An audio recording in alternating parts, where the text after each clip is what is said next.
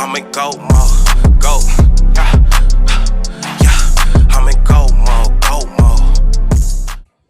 What's up? You fucking me up. What's up? What's up, guys? Welcome to a special episode of the OSA Out of Shape Allstars podcast, episode 31, right? Yeah. 31. Now, since we got Drew, the closest Hispanic we got is Dicap, who's joining us. So usually Drew say the Spanish say, Cat, you a smart Dominican-looking nigga. How you say 31 in Spanish? 31. See, Hey! you was in that class with Drew, I bet. We had 3 Spanish teachers in 1 year. Yeah, we was in that class together, right? It was me, you, Drew, right? John, why did you take Spanish in college, John? Retard. Bro, it was just a class that was there. You know, you got to. Oh, my God. It was easy. Jonathan Reyes getting his degree the quickest and easiest way possible. But I respect it, John. Notice, man, if y'all didn't notice, pod is That's looking a top little different today. All time. The pod is looking very different today. We missing Kev, we missing Drew, but we do got a special guest in here. For those who don't know, who know us, one of the Dons, one of our brothers have joined us. One of the original 3 Dons. One of the original three, where the shit all started from. The homie Steph, I love you. Charles, a.k.a. Don Dicap, is in the building. Everybody get a man a round of applause for joining us. Yeah, finally. Now, We're 31 episodes in. I've asked him since before we started this pod to come on, and he finally said, I was waiting. fuck it, I'm coming through. I was waiting for Barstool check to come in, that's all. Yeah, one day. Yeah. Let's say Barstool one more time. Everybody go around and say it, because maybe the algorithm will actually pop up Barstool so they actually hear this. Yeah, Barstool. Portnoy, Big Cat, who else? Marty Mush, Glenny Balls, Spice. I said Press, yeah. All of them. Again, Erica Nardozzi. This is episode 31 OSA podcast. Now, again, like always, brought to you by Culture Capsule, sponsored by Don's Inc. We got the crew here. We got the 5-5 today. Drew got the mud, but Cam say ain't got power, but he be lying. He be lights out. So we gonna run it like this. We got Dicap. Dicap is 2 niggas put together. So the entertainment that you'll get from them, Cap got it all. So we gonna exactly. Eddie Kane is here.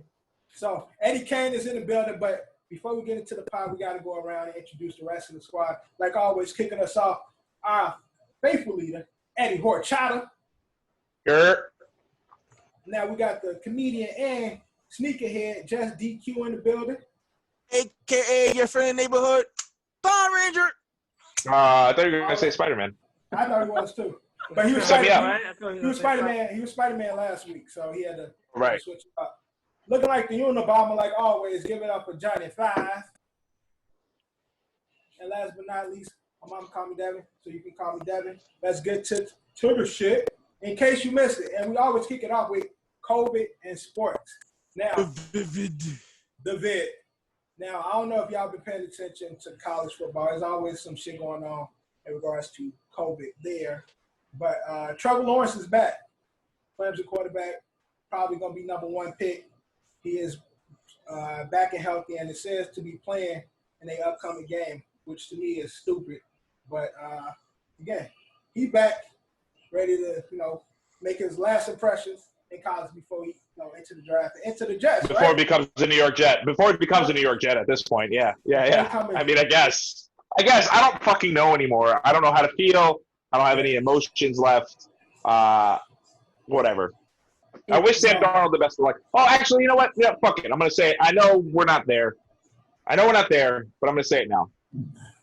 So, becoming a fan of a team, unless you be called a fraud after, I think, or Drew in our case, right?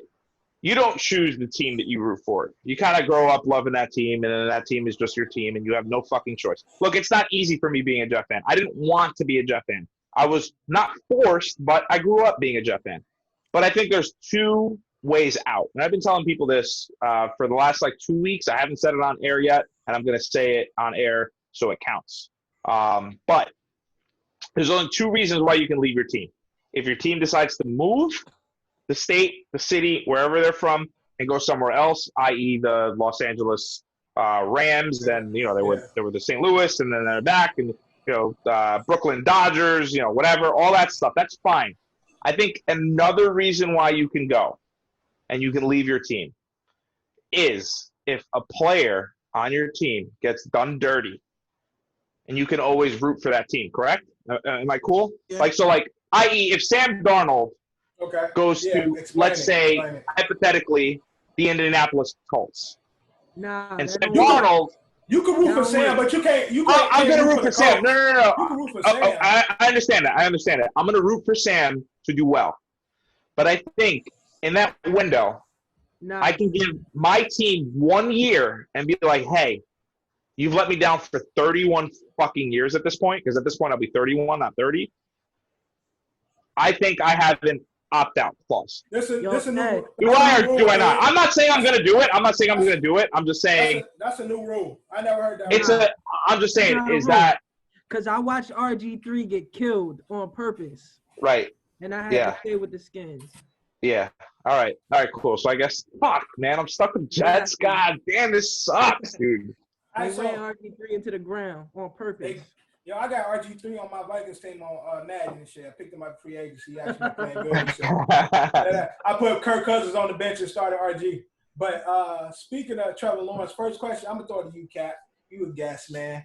Since Trevor Lawrence is back, he's passed the bid protocols. Do you think Trevor Lawrence even have anything to play for at this point? Nope. I feel like Trevor Lawrence in that same boat like Clowney was in, where they was like begging Clowney to play, and he was like, nah, I'm not trying to play no more. And I don't care about what fans going to the games. That's college. Facts. It ain't the Right. NFL. Like Trevor Lawrence, that's the number 1 pick. There ain't no question about it. If the team that get number 1 don't need a quarterback, they're gonna trade up or they're gonna Right. trade down. So Trevor Lawrence is, to me, he could have played in the league last year. That nigga nice. Facts. I won't lie. Nah, if he would have went last year, he definitely would have been a top 5 pick. Probably been the first quarterback off the board. 100%. 100%. Still number 1 quarterback. But again, I'll be wondering, like, niggas like him, they keep doing all the shuffling in the schedule, ACC, Miami. They last game against Virginia, 13 players didn't play due to COVID and shit. So they shuffling these games around, and then you have like these seniors and these high prospect players, even with COVID happening, and they putting themselves at risk for that shit. What do they even play for? The season's about to be over and shit. Like, they ain't gonna be playing too much longer. I get it. You want to play. You want to make a lasting impression, the fans and shit. But honestly, at this point, a lot of them niggas need to be focusing on the next move. And that's he's a quarterback. We already know his skill set. We already know what he can do. Like, he don't need to play no more. It's different. yeah. I mean, I can see for like the super seniors, you got the player that's on the brink, still trying to show and build a tape, playing. But again, niggas like Trevor Lawrence, there's really no need for him to play. But he wants to play, so they say. Like, he's ready to play. So he has luck when you get injured. So and again, taking those chances. He's been out the last 2-3 weeks and shit. Only reason why I could see him still trying to play is to get Heisman. He's been out the last 3 weeks, 3-4 weeks. So he still could win that shit. He could though, being him. He could. He could. Still give it to him and shit. But other than that, the same shit going on with COVID in college. Shuffling the games, players and staff getting COVID and shit. Throughout all the divisions, ain't nothing changing in regards to that. They keep trying to play, but they keep pushing back the games and shit. So they were supposed to be setting up for spring football, but fall football is still going to go into the spring the way the shit going. So it's like, what the fuck are they doing out there? Like, the NCAA is like really fucking up. But that's COVID for college. But I want to talk to y'all about the NBA and their COVID rules and their regulations coming up. So protocol. So the NBA's emphasis on the air quotes. So the NBA recently sent out a memo in regards to they're going to be the new NBA season. Teams are going to be playing at home, but there's going to be restrictions per city. So I'm going to just read off a few of the things I saw. So first thing, the memo stated, teams must follow state regulations regarding public gathering. Now, we all know basketball is inside. So for states, it varies how many people that you can have gather indoors. So in regards to the NBA, with this new memo, each team will have to follow their state's regulations in regards to indoor regulations in regards to the grouping and gathering of people. So say New York City, where it's pretty much nobody in fucking indoors, but you go to Texas and you can have I think it was 1,000 people indoors depending on the space. How do you get a productive and a good fucking basketball game if you got a team on the road, they come to New York, you can't play indoors, but if you go to Texas, you could put 1,000 people indoors. That shit dumb. How the fuck does that work? Because you're going to have the Knicks go play in Atlanta. They're going to have a full arena. And then the Knicks going to have a home game. The next game, everybody going to have COVID. Yeah. Facts. It's like what we're watching in the NFL right now. Like, obviously, we talked about this at the top. Obviously, we were in the middle of a election year, and now the election's come and gone. But it's the red states let people in the stands, right, and the blue states really pretty much don't. Again, it's very. I know the Steelers were letting people in the stands for a while, and now they're not. So now that's come out. So that's another again part of the COVID news too. It's just that is there going to be home field advantage still technically? Probably no. Will the players probably hear the heckling more? Probably yes. In an arena of hundreds, thousands of people, you're not going to hear anything. Arena of 50, maybe 500 people, you're going to hear everything they say, just like you hear everything they say on the court.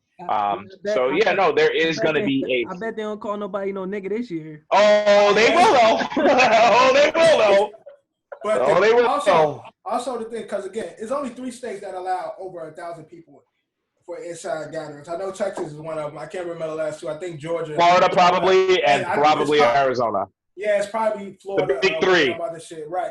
But pretty much, it's only 7 places like New York, Jersey, all those places. You only allow 25 people indoor gatherings and shit. So how do NBA make money doing this shit? How you gonna have some games where it's virtual fans, and then the next game is 2,000 people plus and shit. And then they have a rule in regards to front row seats. If you within 30 feet of the court, you have to turn in a positive COVID test before the game. Negative. Right. I'm saying it right. I'm sorry. A negative COVID test before the game. Yeah. I mean, look, it's been a thing that's gone on all through COVID. All sports ratings were down. For some reason, basketball caught the biggest slack on it. It's this is why and again, I don't want to get crazy political. We've kind of moved past that, and this is a sports podcast. But I feel like the NBA caught more slack than things like the NHL, the Kentucky Derby, the MLB, the NFL. All ratings are down. It's because most people have changed their lives now. It's we went without sports for so long that we kind of got used to not having sports. Not us, but most people have. So and again, your schedules change. There's other things you can watch now. I mean, Kev was about to hop on this podcast and decided to watch a show on Netflix before he hopped back on when he had power for 30 seconds. Again, people's schedules change. You're not really acclimating for your time. So I guess to answer your question of how is the NBA going to make money? I guess it's TV ratings, because at this point it's it is what it is. They should go back to the bubble and then extend the playoffs and be again. Go back to the bubble, but it's gonna be tough with all those teams, though, Cap. Well, now they dumbass. They trying to do not necessarily a bubble, but the states that has the larger gatherings or can have gatherings, there'll be more games taking place in Texas. So it'd be so they're gonna increase the chance. Right, exactly. So So the Knicks will have more games, even if they're not playing a Texas team, but they'll play Which is stupid. because the NBA can gain more revenue by having more people together. Right. To me, Right. they did it right with the bubble. They should go back to the bubble, make more playoff games, and just charge people extra. But see, the thing with Who the knows? bubble is, Corona can go away tomorrow. and the thing was, again, with the bubble, it's supposed to be. They don't want to have a full fucking season inside the bubble, like, because they trying to get back to having a full season. So have the players away and in these like locked away, quarantined for this amount of time. Niggas gonna get real cabin fever, and we're gonna see a lot of fights. Like niggas gonna be. No, this is how they fix that. This is how they fix that. They need women that's allowed to go into the bubble. Right, with you. Yeah, from the jump. For certain reasons. Right. Logical visits. and family. So like if you want to bring a female, she gotta test negative. Right. 2 weeks ahead of time. She had test negative for COVID and come to the bubble. And then they do it that way. That's the only reason why dudes was trying to get out of there. They weren't trying to go see their kids. They wasn't trying to go see their kids. No, because you look at it like if they do a bubble, that's like a whole year in quarantine. Like, but listen, I'm sure if somebody say, "Yo, Dev, I'm gonna pay you $1 million this year." Yeah, bring your family and y'all gonna stay here. We go. We go. Exactly. we go. Out of here. Look out of here. And we in Disney and shit, nigga. We got the amusement park, like, games off, shit. We about to go to Teacup Land and shit. I hate when people slander athletes for how much money they get paid. But come on, you at Disney in a nice ass hotel, good ass food, and you getting paid millions of dollars, like, and free food at that. Well, the food wasn't that good because people broke protocol for some Uber Eats, and Lou Will definitely needed lemon pepper wings. So you know, the food wasn't that Lou good. Will did it what I told you he was going for. Oh yeah, that's what it was just there for some wings, man. Come some slack. The women. So that's what the NBA, again, this is their proposed thing. And again, if you want to get your, like, you have to get special approval. So to say like the Knicks, they'll have to get Cuomo and de Blasio. Which he's not gonna do. Right, to give them permission to house more people. And that shit ain't gonna happen. We already know how they giving it up. They ain't going. So it's just gonna be the players and the staff. No, you know what we're gonna hear soon? The NBA gonna start giving out money to the states that's not approved now, just for NBA games. And right. COVID funding relief support. Mm-hmm. And then you're gonna see NBA games played in those states. But do you guys think that this is like kind of like a positive for Knicks fans? And just so like I have a little bit of hope to actually like care about basketball this season. That if Jim, like, obviously, like, the reason why Jim Dolan won't sell the Knicks is because the Garden sells out all the time, no matter what. Garden's not going to sell out if you can't sell tickets. So, do you think he sells the team if he's not making money? In Memphis, they saying the Grizzlies they might sell this year. They was trying not to sell, but Memphis might get switched to a different city.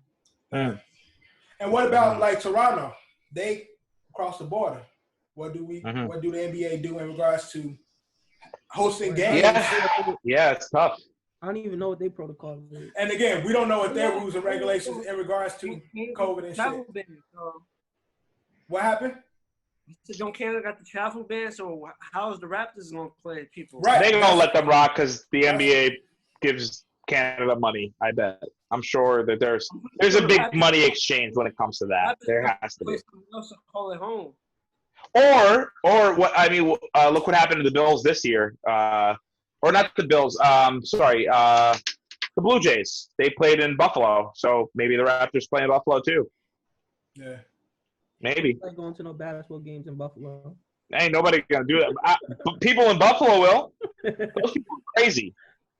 Nah, again, they just make up for a lot of bullshit coming into this NBA season. Again, like Cap said, the most fitting thing will probably be another bubble.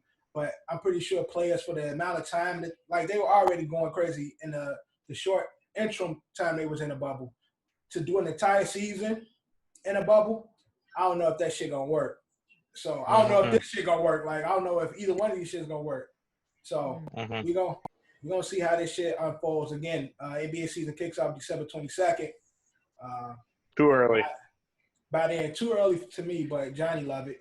But we gonna see how that shit go. But that's pretty much COVID. We're gonna get into the shit in this NFL recap. Kicking off Thursday Night Football, Colts and the Titans. Now, Colts pulled off a win. What the fuck going on with the Titans, Ed? I'm gonna say it. I'm glad Drew's not here because he's gonna hear a lot of stuff that he's not gonna like. But similar to the Baltimore Ravens,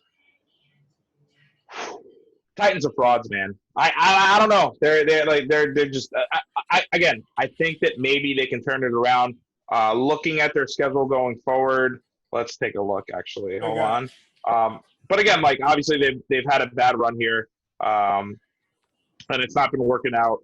Derrick Henry is not the running back that we expect recently. But again, they're a late season team, right? They lost their starting left tackle. Right. That's a lot. Looking forward at their schedule going forward. So we'll get to that later. But they got the Ravens coming in Baltimore. Then they're away at the Colts. So they're in Indianapolis. They host the Browns. They go to the Jaguars. They host the Titans. I'm sorry, they host the Lions. And then they go to the Packers and they go to the Texans. Honestly, I see 2 games on that schedule that are winnable. And again, we'll get to who's on the bubble and who's on the fringe and who's going to make a playoff run. But there's a lot of teams competing for that last, that the extra spot in the NFL this week and this year. And I don't think that the Titans are going to be there. I just don't. And the Colts are the Colts, right? Like again, good defense. Philip Rivers doesn't have to do too much, but. Are they a playoff team? I don't know. Yeah, whenever I go against the Colts, they always win. Like, I don't know. The offense seemed to pull it together. T.Y. was back this week, so and Philip did do just enough. And who was that? Naheem Hines. Yeah, he was cooking this week. I was gonna pick him up for fantasy right before he did. I was looking at him. I was like, let me pick him up. Zeke on a bye. I was like, let me grab him up, and he went for 20. Now, Cap, what do you think the Titans need to do to turn this shit around? Because they have been looking shaky as of late. I don't know if anybody heard this. I told Eddie this when I seen Eddie. I had the Titans doing it all this year. Oh, you was wild. I thought the squad was real. I thought they was gonna run the ball on everybody, and the defense to me is nice. I like the defense, but losing their left tackle, you could tell it hurt the running game. So it's like. I don't know if you could go pick a guy up off the streets that could come in and play left tackle better than who they got right now, but I don't see nothing now for them to make a turnaround. But that was my squad. I thought they would kill this year. Now I thought they were gonna do decent. I ain't never had their ass winning it, but that's a good Marquee Miss. Because truthfully, last year during the first round that they won, who did they beat? Then they beat the Ravens? The Ravens, yeah, exactly. Yeah, they upset the Ravens, and I was like... And they almost beat the Chiefs. And they played good against the Chiefs.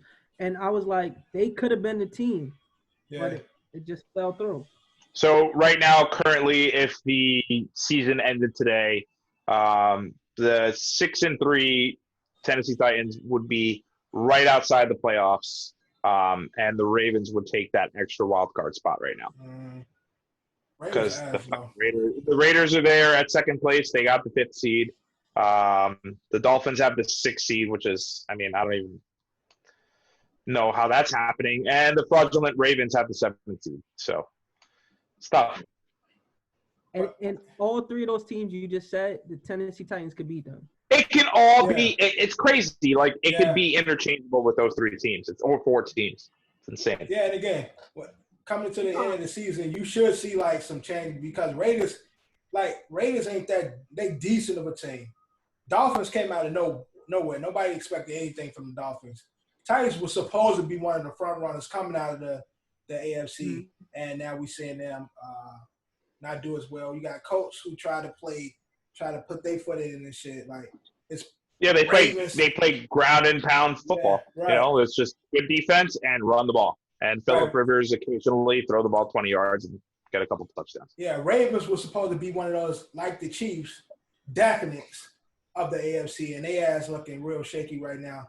But going into Sunday's game, Johnny, what were the highlights or any things that you saw from the Sunday that stuck out to you besides the Giants? Besides Giants getting that third win of the season, let's go. But that D-Hop celebrating it. I mean, that whole series, that whole game was unstoppable. Yeah, the D-Hop back there, he gonna catch it. Crazy. That was shit. It was super nasty. D-Hop been killing it's crazy to me because the Bills did nothing wrong on that play, except if you touch Kyler Murray, maybe sack him. But again, he's like 5'2". The guy can scramble out of anything. He's really, really hard. Center of gravity, really, really hard to tackle. Right. And again, that wasn't like a traditional Hail Mary pass. Like he just it's almost like he led him into that pass, even though he didn't. There were like 4 other guys there.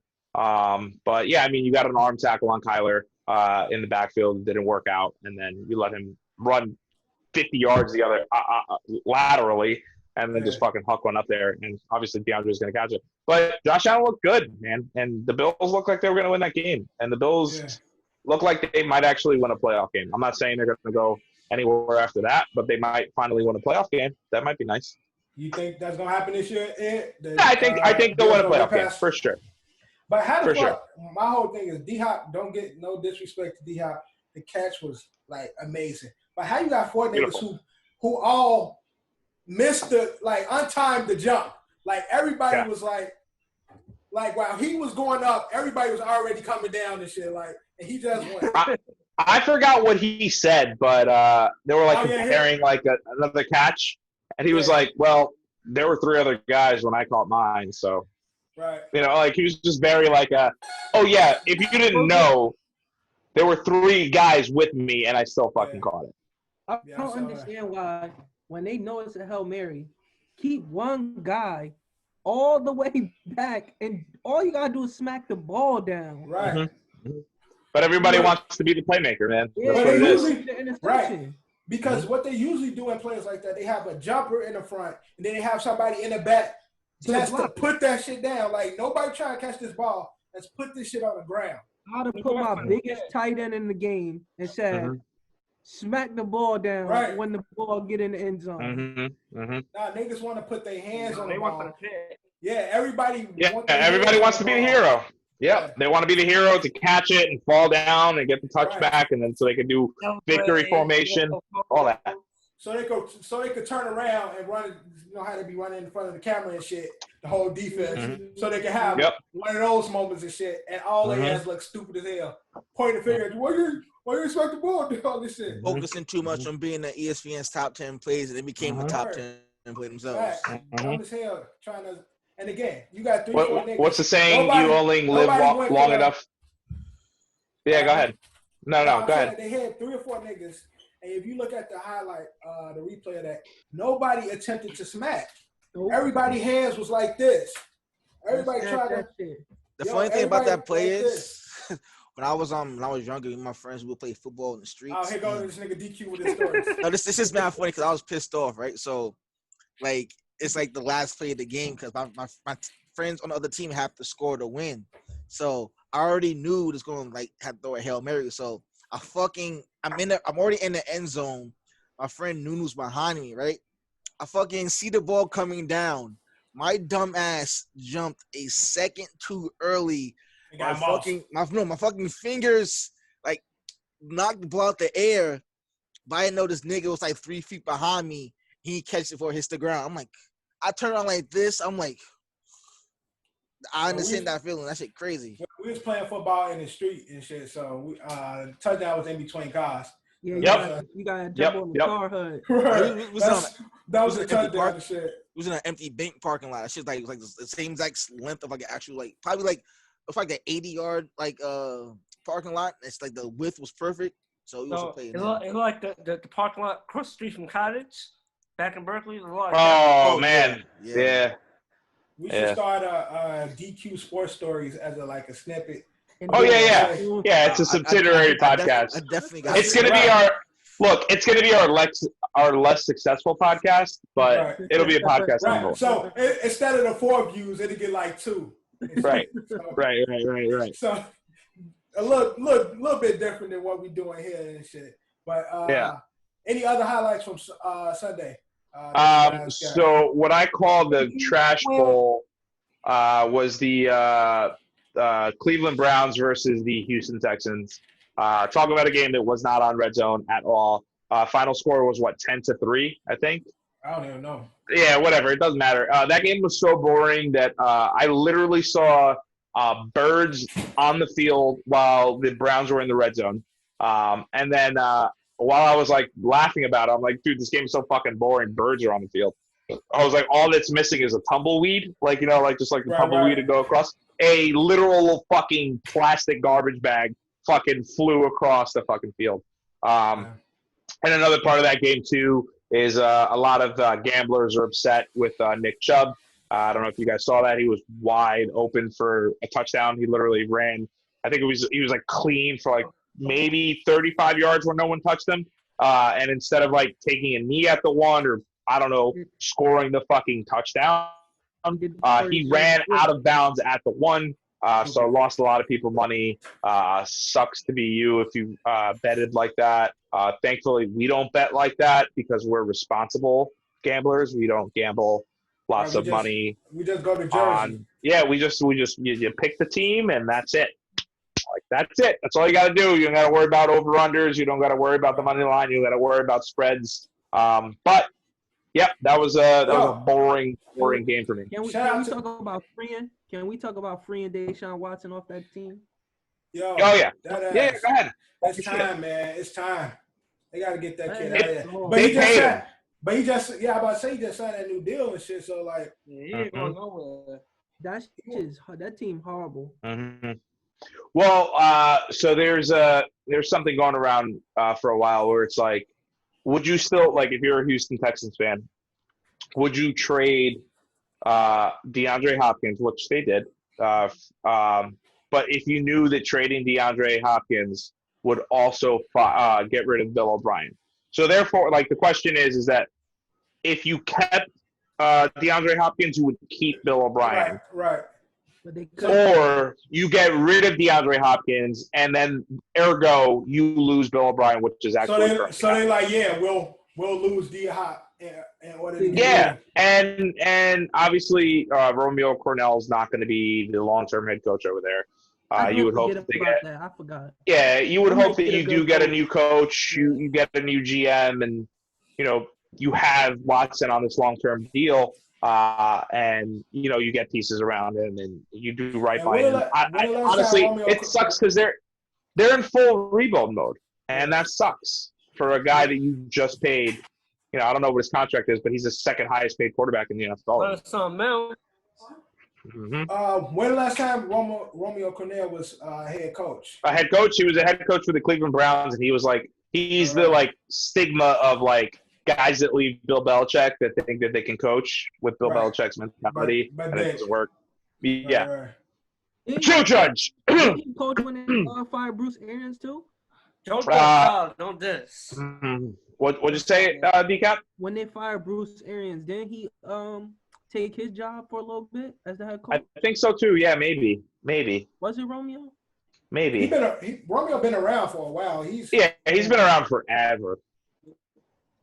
And I feel like I've seen him coach, head coach a few times. I can't remember exactly. I know the Browns, but I don't know why I'm seeing Arizona or some shit in my head. It makes sense. That's what he's saying. Yeah. So maybe when they fired Arians, they had Cornell there, and then again, he's not going to be a head coach again, unfortunately. Also with his age too, right? I mean, he's probably pretty up there, unless Bruce Arians decides to give him another job, which I doubt. But yeah. All right. Monday, we had the Vikings and those Birds. Good news. Nick Foles' neck is not broken. Yeah, he's good. So he's gonna be out. He's gonna play. But the man is coming back. Mitch the bitch Trubisky. Back behind. Dirt. He's Yo, Hey, listen. What if Mitchell Trubisky comes out and fucking lights it up again? Yeah, just remember that. What kind of false hope is he gonna give the Bears? Like, if he do that, they're gonna get rid of the coach. Nagy? Oh god, Yeah. he's such a bad coach. He's trash though. He's dead ass. He's trash. It's crazy because like what is it? Nagy, what's the dude from the fucking McVay, and Mike Vrabel from the Titans. Like those three guys are like known as like the young, fucking cool, like edgy, knows how to fucking coach millennials and Gen Z fucking players, and like they fucking offensive power minds. Like they're offensive minded. They come from good systems, and it's like none of those teams like.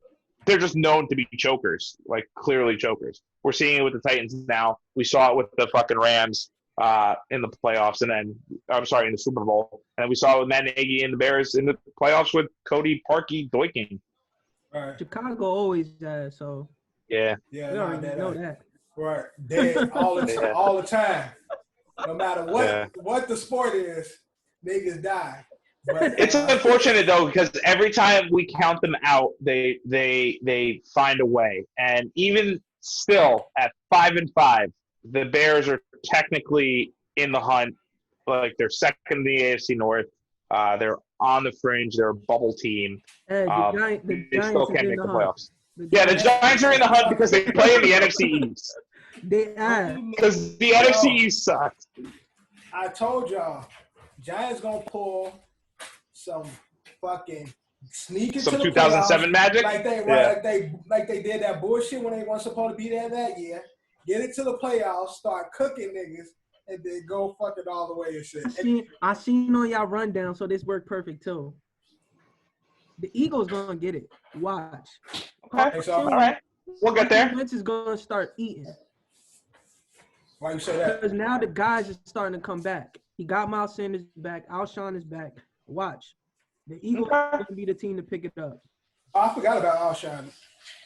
They ain't had their two best weapons on offense. Yeah. And y'all know how I feel about that division. Fuck the Eagles and fuck the Giants. But the Eagles going to pull it off. Watch. Oh, you heard that? Now, again, this is recorded. Cap said Eagles taking that division. So, at the end of the season, we're going to revisit this shit. And if it's bullshit, we're going to put it on the story. Cap was Cap. Yeah, I could do that. Yeah. So y'all know who I want. Y'all know who I want to take it. They still have a chance. Yo, my boy, shout out to Alex, man. Shout out to Alex coming out there doing. We're gonna get there. We're gonna get there. Yo, Shout out to my nigga Kev, Alex, man. me and Kev was watching the game together when Kyle Allen got hit. I say, yo, if he break his leg too, I'm done. That could make you stop being a fan. The Redskins are. Break their legs. Yeah, they just have quarterbacks break their legs. I did that last week. Yeah, we just talked about this last week about the Redskins and QBs in them legs. That shit do not work out. They gotta change the name. Once the name get changed, we good. Yeah, they got the Washington femur breaks. The Washington legs. They gotta do some. They gotta bring some saves or some shit because that's a motherfucking Indian burial ground right now. Because niggas' legs are dying over there in Washington and shit. So they gotta do some type of prayer, get some oils or some shit, and protect the QB's legs. I can name 7 quarterbacks that got their legs broken on that. Oh yeah, 100%. That's just what happens. Shit is horrible. It's the curse of Joe Theismann. This is the Joe Theismann curse. Yeah, Theismann. Started with him, and now, ever since then, niggas just legs be all fucked up. But again, shout out to Alex Smith, man. Getting out there, trying to do something. Alex my guy, man. Always been my guy. So I'm happy to see him out there playing, trying to do something. And I know y'all don't follow them like I follow them. Ron Rivera definitely changing the team. Oh yeah, 100%. You can see it. Tough. You can see it. There's a reason why Antonio Gibson was my pick of the week last week, and we'll get to that later. But I'm on a hot streak. Yeah. I'm on a hot streak. Skins got. I'm not slowing down. Got a tough ass D line. Like That line is nasty. The defense is solid. The defense is solid. The running back is solid. Terry. They almost won that game last week because Terry better than every receiver on the Giants, John. No, he is. 100%. He is. Yeah. 100%. Yeah, he is. Let me say something about 100%. Golden State. 100%. Look at And it's crazy too. Like let's not forget the Redskins almost won that game. And again, they were down by what 17 at some point. I was gonna say when y'all said Sunday highlights, the 60-yard kick. What'd you say, John? No, I said Ed Slacken, football team. Yeah. Football team. What did I say? Did I say the R word? Yeah. I'm on the pod this week. We calling the Skins. Now Yeah. you usually be on Dicap. I mean, be on Drew about it. Now you done inherited Drew's. Yeah, I inherited the R word. Yeah. Well, I was telling Dicap before we got Dicap on the pod today. We were talking briefly. Maybe we'll do an R word report with Dicap on a weekly basis, where he just reports us on what's going on with the Washington R words. I'm with that. Put it on that IG. Yeah, of course. I'm gonna say it again. A 60-yard kick. We lost a 60-yard kick. Mm-hmm. Yeah, Matt, it's crazy. Matt Prater is one of the most consistent kickers in the NFL, I think. I don't want to look up his stats. I'm too lazy to do all that. But I'm pretty sure, he's money. The guy's money. But obviously this year he's had some struggles, missing some extra points and missing some, chip shots for him. But Matt Prater's a pretty good kicker. He the kicker from the replacements. Yeah. Ole, ole, ole, ole. Ole, ole. I had a couple other things. Russell Wilson might be hurt. Maybe. I feel like – so that's like a thing, right, that people say? Like if a player is good enough to that's good enough that he earns the respect of the fans. If he plays like shit, people just go, yeah, he must be hurt, right? So if LeBron only puts up 15 when he plays 46 minutes or whatever, something's wrong with him, something's wrong with LeBron. So I don't think he's actually hurt, but clearly Seahawks played like shit. They looked like shit, lost to the Rams. Drew Brees has a collapsed lung, so we're going to see some Jameis Winston this week, maybe. Drew Brees is out for 2 to 3 weeks, I believe. So maybe the LASIK surgery helped him. He looked good. He might be up to 5 weeks.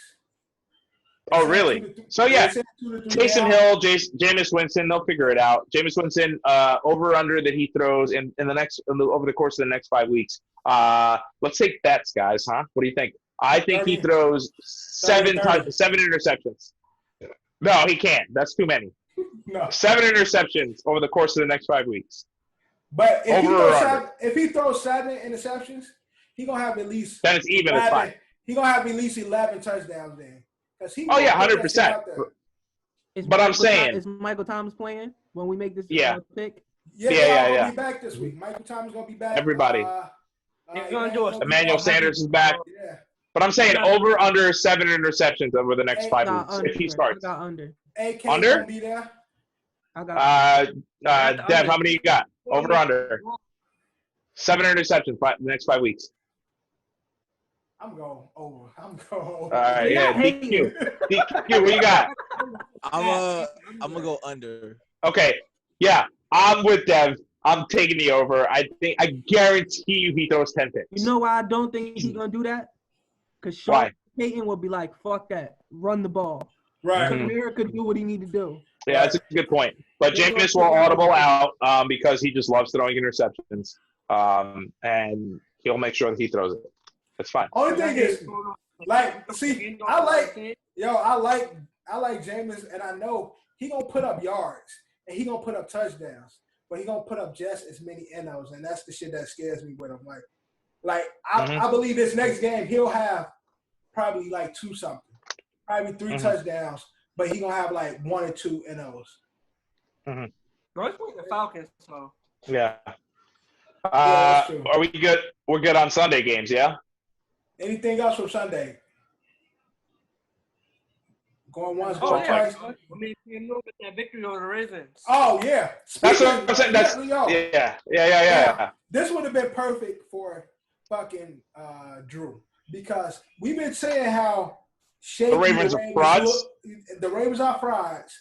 And they let Cam, no diss to Cam them, but Cam ain't got nobody. That's a bad football team. That's a bad team. They defense, everybody set out. They ain't got no offense and shit. And they can let Rex Buckhead catching 30-yard touchdowns and shit. Like, Drew, I know you're gonna see this shit. What's your excuse this week for your second team? Because yo, that's not even. Come on. That's not even like they'll figure it out. Like Lamar Jackson and Hollywood Brown and they're gonna figure it out. They're gonna figure it out. At the end of the day, they're gonna figure it out. They still my Ravens. No, he do the Ray hands and shit. Be. Yeah. Technically, the Ravens would be the 7th seed currently, but again, they don't know how to win in the first round of the playoffs, so they'll be out quick. All right, but that. I think the coach need to go too. Who?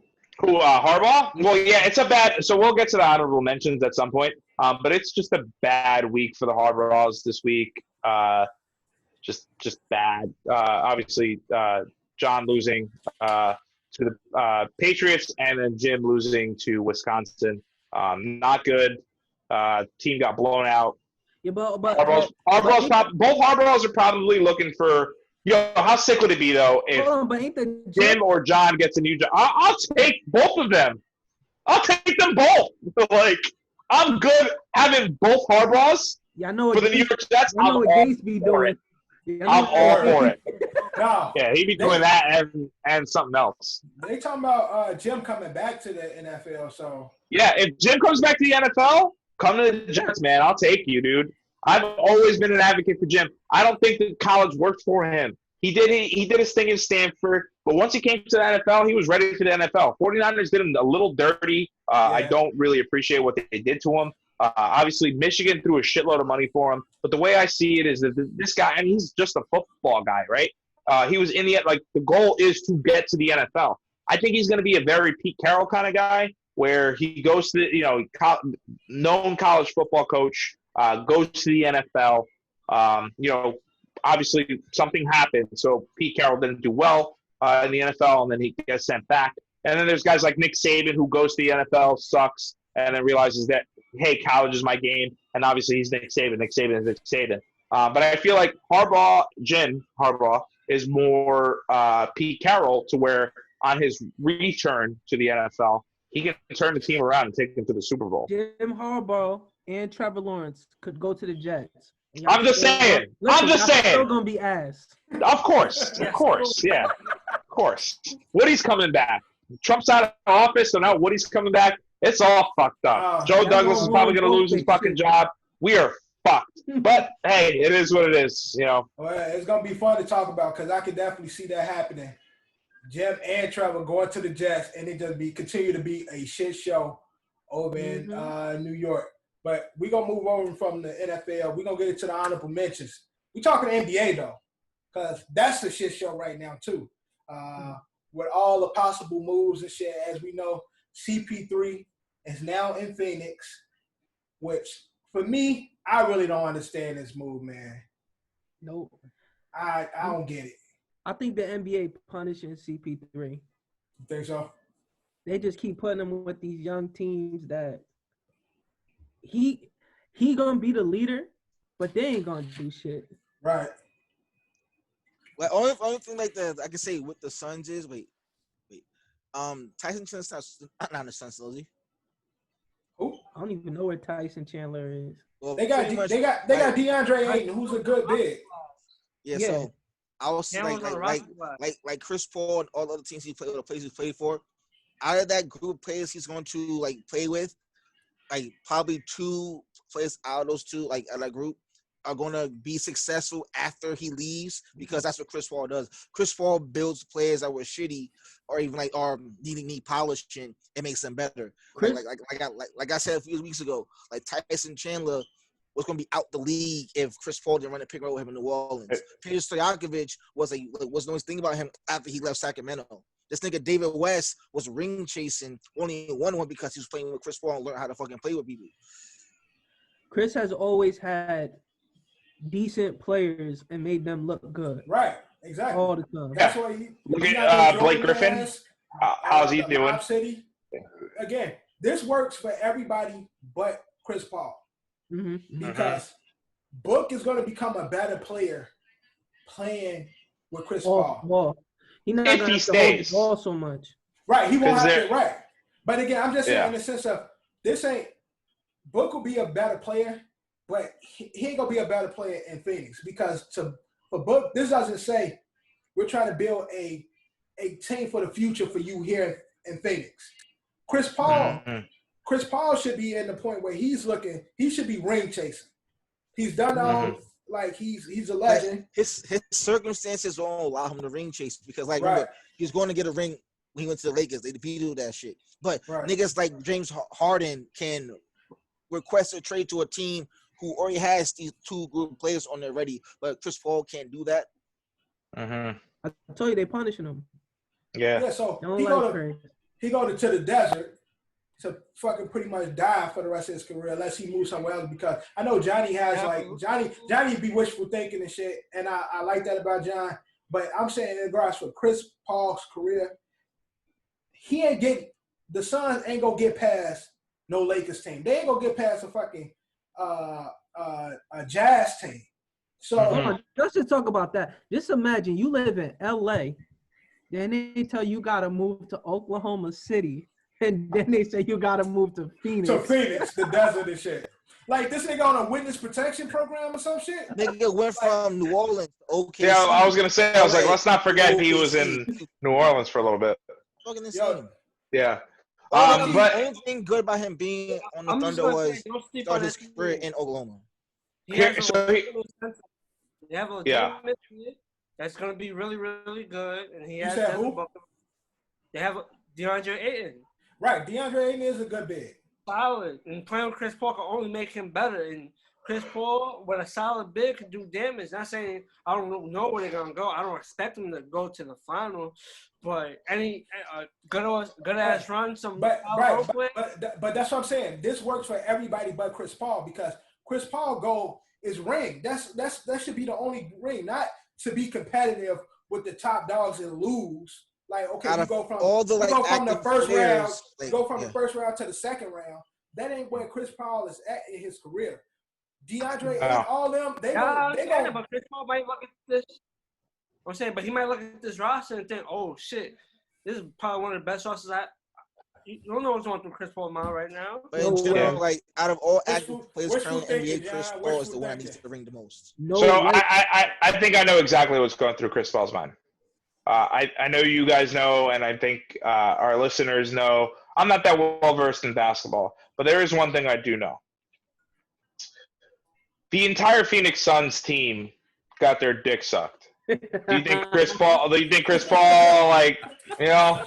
Do you think like he's like, hey yo, respect your elders? I go first to Devin. Yo, That's And I think realistically, that's just going to make them all better as a team, right? Team bonding. I'm Team sure. dick sucks. I'm sure Shy was throwing some joints at Chris Paul. Word. He's like, "Oh, head, take this down." Mm-hmm. That girl who claims she did it, she had a OnlyFans. That shit trash though. And You follow it? no, like it's not like if you go on Fire. Reddit. This nigga and- DQ for Here's the secret. So here's the secret.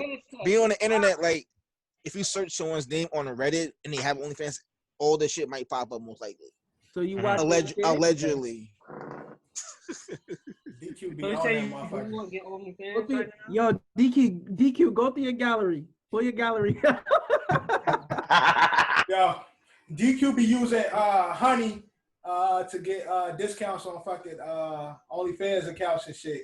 Using those browsers and shit, Googling OnlyFans discount, free 99 and shit. T-Mobile Tuesdays and shit. All you gotta do is go on these fucking forums and they have dudes be posting this shit for free. So if you're curious about what it looks like, let's do that. Bro, I ain't Go on got- Reddit and follow I ain't got- DQ because he I ain't got you. I ain't got time for all that shit. Talking about the NBA. Now we got some other moves that might be happening. James Harden is looking to get to Brooklyn. Hit or miss. Is this the move? To me, again, another move I don't like. I don't Nigga see square for doing that though. I don't see KD Harden and Uncle Drew working. I don't see that working, especially with their personality. Johnny with the wishful thinking, boy. It's not about wishful thinking. I just know what they're capable of. They could put up. We all know that. Alone, yeah, they could score 170. Right, exactly. We all know that. We all know what buckets. But I mean, we know that Kyrie is not going to be on this team if this trade does happen. Yeah. Nah, they're going to keep. Suppose the Rockets want. Think so? Yeah, I feel. I mean, what do the Rockets have to gain here then? They're gonna get either Dinwiddie or what's the other guard named, John? The young boy. LeVert. Them both of them is nice. No, they and is. he's young. That just seems like a toxic formula. It just looks like does Kyrie not seem like Russell Westbrook in this situation, like in the OKC situation where it's and again, I granted Harden wasn't. Harden was because Kyrie won LeBron a ring. That's the difference. Right. Kyrie has one shit for the team. But I don't think there's enough balls in the court. That one ring really gave Kyrie that biggest fucking ego. Like he's a number one player. He's not a number one player on the squad to lead somebody. He's not. He can. But we haven't seen him play with KD. KD is a different. Yeah, we'll see. When KD that thing low-key gonna be crazy. I never low-key. Yeah, but KD might. It's a chance that KD might not even play the same because of his injury. DQ, I just feel like you and I specifically, more you and me, we're just haters at this point because it's just like we get to see the team across from us that's not even from Brooklyn. They're from fucking New Jersey.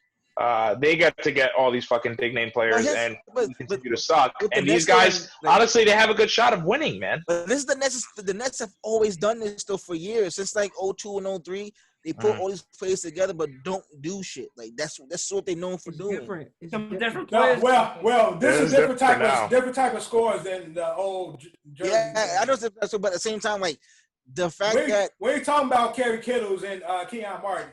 But like the fact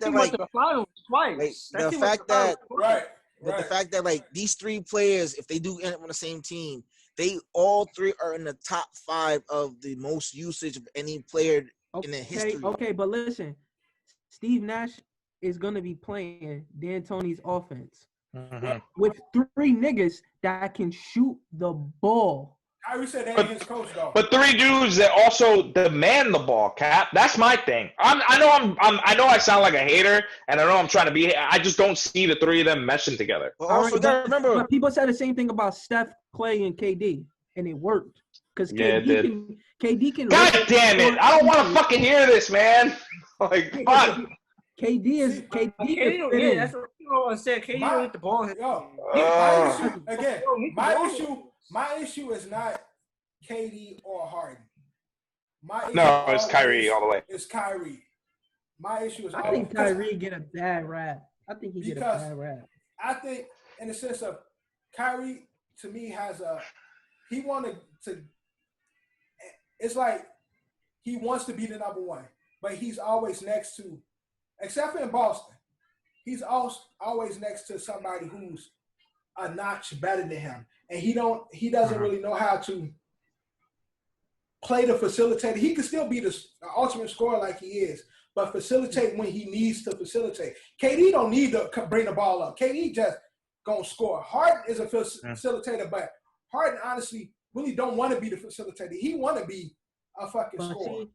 That's when you go get a guy like Trevor Ariza, like an old head that's calm. That'll be in Kyrie's ear, like, nigga, I know.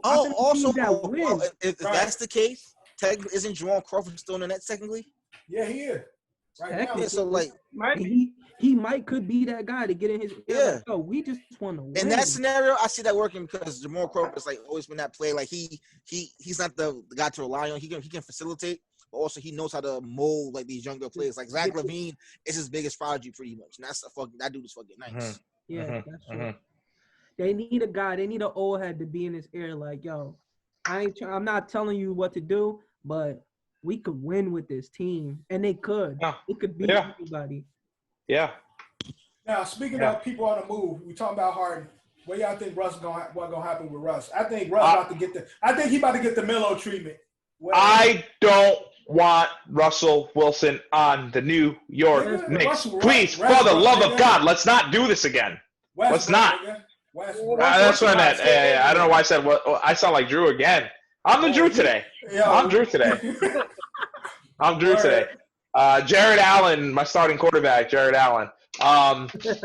Listen to last week's episode and you'll get that joke.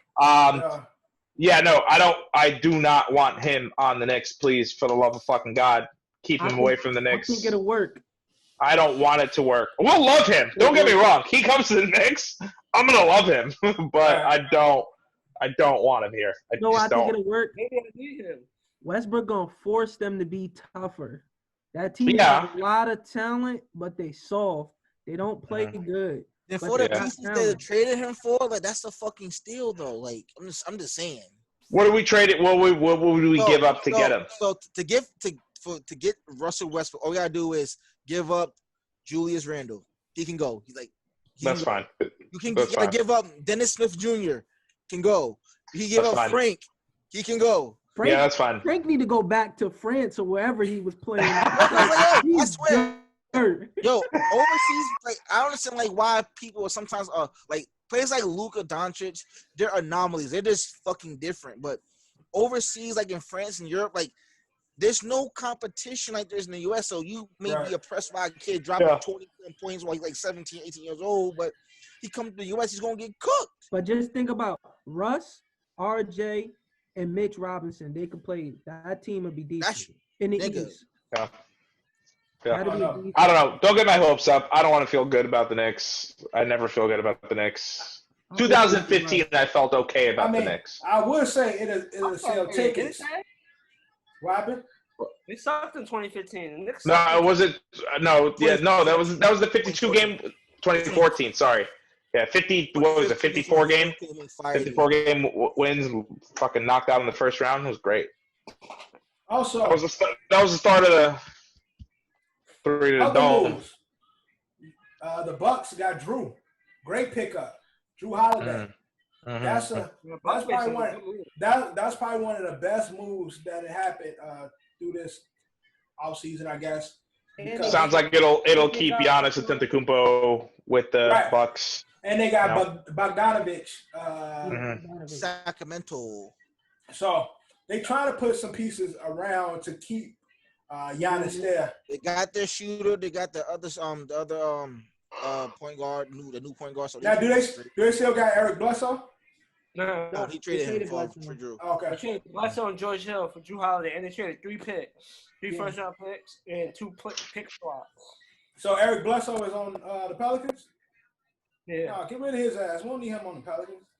I don't want him there. Those 3 picks, though, that's crazy. The Bucks need a solid center, though, to beat. Now, Brook Lopez, solid. Can he guard Anthony Davis? Nobody can guard Anthony Davis. Guard him. All right, they needed somebody to guard Anthony Davis. That's the only thing. Come on, man. You want Giannis to guard AD? Yeah, they're not gonna put. I already know what AD is capable of, but Giannis wouldn't put their foot on AD. Yeah, Giannis. So then, who's gonna guard LeBron? They probably put Chris Middleton. I just realized that Deb changed my name to Drew, and I don't like that. Listen. I don't like it. They Drew Holiday smaller, but Drew Holiday plays defense. That's true. Drew Holiday is better fix that. Holiday is one of the most underrated ball players in the league. No, that ass. Drew is really like both sides of the ball. Drew is really that nigga. Yeah, so they might, even though he's small, they could put him on LeBron. He'll play LeBron tough. Not saying LeBron obviously bigger than him, but he'll play LeBron tough. LeBron is going to back him down and put him, little baby. Come here, little baby. No, it had to be back in Medellin. And can't nobody guard AD or LeBron and shit. It had to be. That's what I'm trying to say. It had to be back. If Andre Drummond would have opted out, that would have been perfect for the Bucks. Right. To get him on a little deal and be that big, that's really a big man down there, that would have worked. But he took that option. Of course, he needed that $30 million. Why not, shit? With the way the NBA going, he wasn't passing that up. He wasn't gonna play with this shit. Anything else going on in the NBA that should be talked about. I got something else that's going on in honorable mention, and it's regarding I got a couple. Regarding I your got a guy, couple. Dicap, your man's Geis. So Darius? yeah, Is he free? No, Oh, so no. First talking about football, I got 3 honorable mentions. So- to mention. I got 3 things. USA Today, and since we're talking about the honorable mention, USA Today put out a report in regards to LSU. So as we know, a few years ago, he was in that rape shit. They had a rape, sexual assault shit going on. Apparently, they have reports that this shit was reported, but the staff, football staff, the collegiate athletic staff was pushing sliding that shit under the door or whatever and shit, like had shit. Not only for him though, for other athletes. So there's so not only him, it's 3 other guys on the team. Some guy named fucking Drake Davis was beating up his bitch who was on the tennis team. She told her coach, and he like pushed that shit, then reported.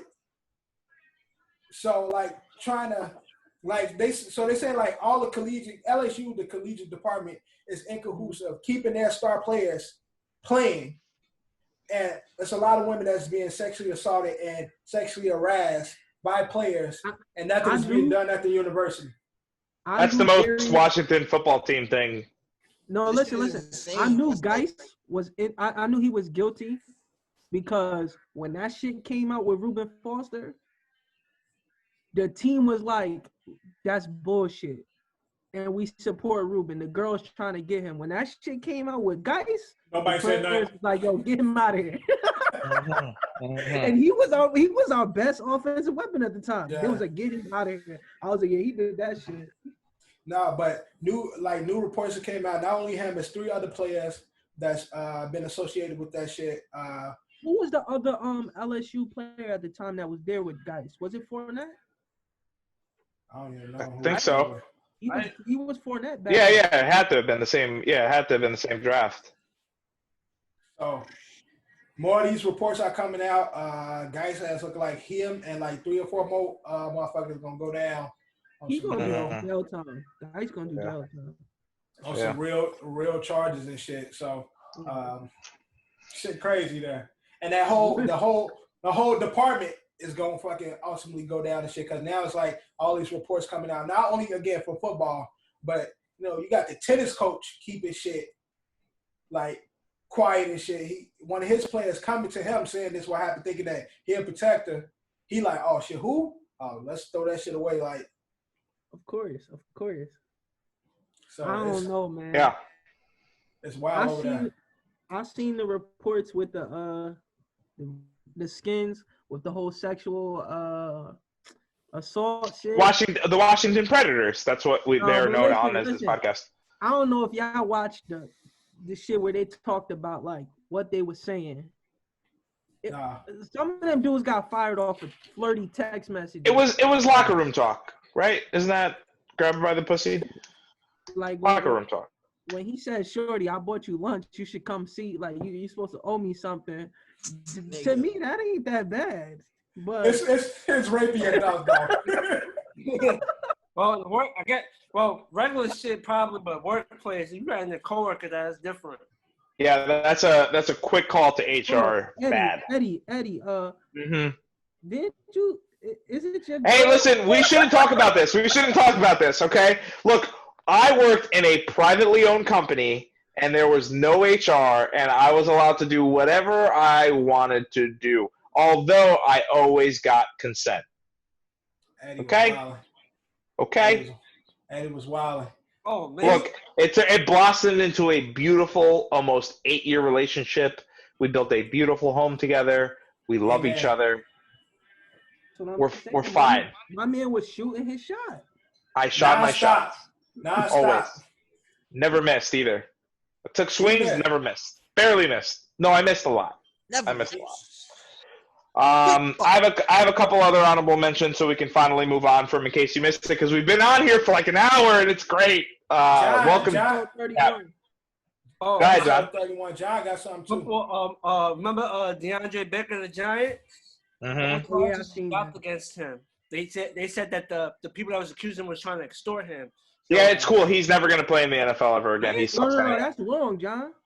They What? said that he's getting charged for extortion now. No. The charges got dropped because they tried. His lawyer basically said that the people that accused him, their lawyer got arrested for asking for money, supposedly. Oh, Yeah. I thought they was on some like drop the charges and we gonna do this to you type stuff. Supposedly the lawyer representing the accused got locked up for trying to get money from them. What happened with homie that played for the Skins? Oh, the other dude. The other one. He was on Seattle. So he went to Seattle after. Yeah, but he's been good. Like, it was just Baker that was stuck in it, and he just got cleared. He got his name cleared. Yeah. I got two more things. Go ahead. The Florida Marlins hired the first female. God damn it, John! That was supposed to be like a clap. Obviously, we are all for female equality. This is a women's rights activist podcast. Go ahead, John. You can finish it. Yeah. So her name is Kim. I can't pronounce the last name, but I'm just gonna say Nig. It's spelled Nig? N-G. Ng. That's the last name. I don't want to chop it, but shout out to her. She's the first woman GM in Major League Yeah, Baseball. female, Female, yeah. or however she identifies. And I got the We don't judge. WNBA joining right now. That's right. And Yeah.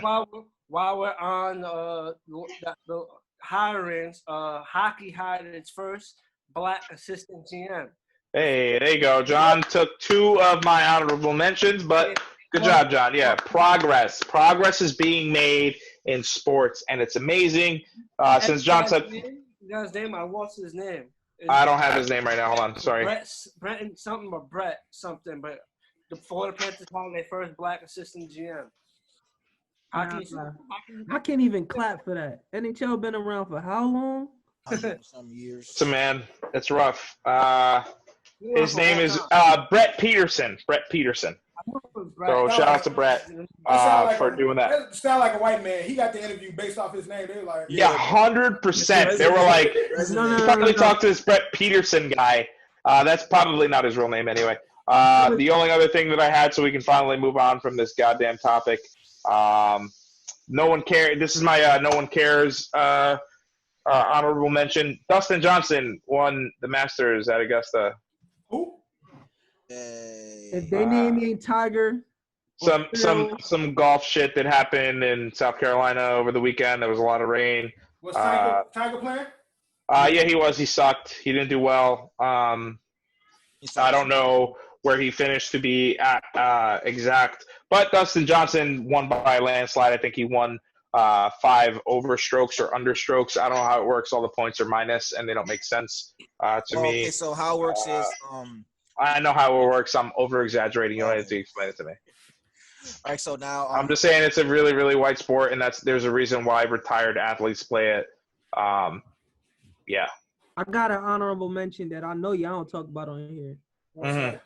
Canelo just announced his fight. I was just about to say that, too. I forgot that I had I that. saw that. I was gonna actually say that, but I got that. They announced this fight for December. That's almost breaking You news. know what they trying to do? They trying to set it up because Canelo gonna fight in December. Terrence Crawford just fought, and then Errol Spence is gonna be fighting. So they probably gonna out of those three, we might get a super fight. Hey, Spence about to fight Garcia, right? Yeah, but he gonna clean Garcia. Decap's on the podcast. It was really good. Fight though. That's his first fight. On the podcast, the so star. now for a little food for thought, right? So Listen talking shit. Ed, mute your mic, man. Oh, my bad. She like the star. So we Yeah. all have our favorite shoe brands here and there, but so what Nice Kick has recently posted on their Instagram page is you have to pretty much pick your shoe deal, pretty much, right? So for Nike, so it goes by brand, contract, signature shoe, and perks with that. So Fix your hat. Nike, you will I'm get being a fine. $10 million contract, no signature shoe, but access to every Nike shoe. Jordan brand, you receive 15 mil, no signature shoe, and perks all Jordan shoes. Adidas, you will get 40 million for their deal, and a collab with Kanye, Reebok, you get 60 mil. An additional 32 million, you turn 55. And Puma, you get 75, no shoe deal, no signature shoe, and a 2% stake in the brand. And New Balance, you'll get 100 million, your own shoe, and your entire clothing line. Which would you pick? As a young nigga, I'm definitely going for the Jordan brand deal because you get ask all that. But honestly, I would have to either go with the Reebok deal or the New Balance deal. Taking AI deal. Right. Yeah. I might that New Balance deal sound nasty though. Like Jordan, you get to be in like Gillette and like Heinz commercials. Gatorade commercials and shit. Yeah, you get to like Whoever, Jordan just like takes you to another level. What I So like yeah, about like how Michael Jordan's drafting process is, whoever gets drafted by the Hornets is automatically on Jordan brand, even if they trash or not. I mean, only one that really seems sweet is like Puma's Jordan okay. If you don't Jordan got a good roster though. Yeah. So based on like the how the thing's structured, like Puma's is okay, but unless you really want your own signature shoe, 2% stake in Puma as the brand is a good deal, but it depends how Puma is doing in that time period of the sneaker wars pretty much. Because y'all seen them Kyle Kuzmas, them shit look like boxer shoes. Yeah, as of recently, if like I feel like if J. Cole didn't have his own shoe, those are tough. I don't really give a fuck about Puma. Like Puma already got sued for that first shoe they had released like a few years ago with the little beads in it because it was a copyright infringement of Nike's Joyride. So they got sued for that. And then they have like athletes that you have RJ Barrett, you have LaMelo Ball now, but like certain athletes. I'm taking the Reebok deal and wearing whatever the fuck I want to wear. Yeah, because AI definitely does that. Like most niggas do anyway. But at least with Puma should focus on like artist shoes and shit. Like start giving artist signature. Because Greenville shits is hard. Yeah, the Cole shoes ours. They do that shit. They can build themselves up. Like start giving dope artists they own like shoe and shit. Didn't they have something with like the Kardashians or something like that? Or I'm tripping. Well, Cardi B just dropped something. What was that with Reebok or? Yeah, Reebok. It was Reebok. But to me, Adidas is like worse because Adidas gets everyone a fucking deal, but they never really have like shoes. Like I really don't like the Ivy Park collection. I like the clothing, but the shoes are just doing that regular shoe with just tags on it. Yeah. Some socks. The sock shoes and shit, but like the Balenciagas. But we moving on, man. That was in case you missed it. Hey, I know you tired. Eddie's like, damn, man, we talk fell, but we got a special guest, bro. Like, I know it's fucking great, but like Jesus. And again, like I always say, y'all don't do the editing, so shut the fuck up. Yeah, there you go. I gotta do the editing. That's a good point. That's a really good point. You know what? I'm gonna shut my mouth. A few more times. Watch y'all niggas talk a few more times. So let's get into bag it or trash it. Now. Yep. NBA season kicking off, right? Oh wait, I had one more honorable mention. Go ahead before you for real. Apparently, Super Bowl tickets are going to be the most expensive Super Bowl tickets ever this year, and you have to test negative like 6 times because it's going to be on Fight Island and shit. Yeah, it's going to be sick. So yeah, whatever. We'll see. It's going to be on Fight Island. Fight Island, where the UFC was fighting. Yeah. They really going to Dubai? That's confirmed. Nah, I'm bullshit. I'm about to say, hell no. That should be tough though. Like if they did some shit like that. But maybe. No, it's gonna be in Tampa. Come on. Where the hotbed of COVID, but right. That's that's in case you missed it. Now we can get to back of the trash it. Sorry. Okay, Ed, we good? We good? Yeah, I'm good. Back of the trash it. First up, we're in the NBA. The Warriors is back. Clay looking good. Steph was back already, but seems like the team's coming together. They got a draft pick coming up. We're going to see what they're going to do with that. By the time this episode air, the draft would already took place. So we'll see actually what they did with that draft pick, if they picked up somebody or if they moved it off, shuffled it, whatever they do with it. But for a lot of people, Warriors is still one of the teams that's going to compete with the Lakers coming into this season. So first up, bag of the trash it is the Warriors, Lakers' biggest threat in the West. Bag of the trash it. Dicap, hit us first. Bag of the trash it. Trash it. He say trash it. So Warriors is not a threat for the Lakers.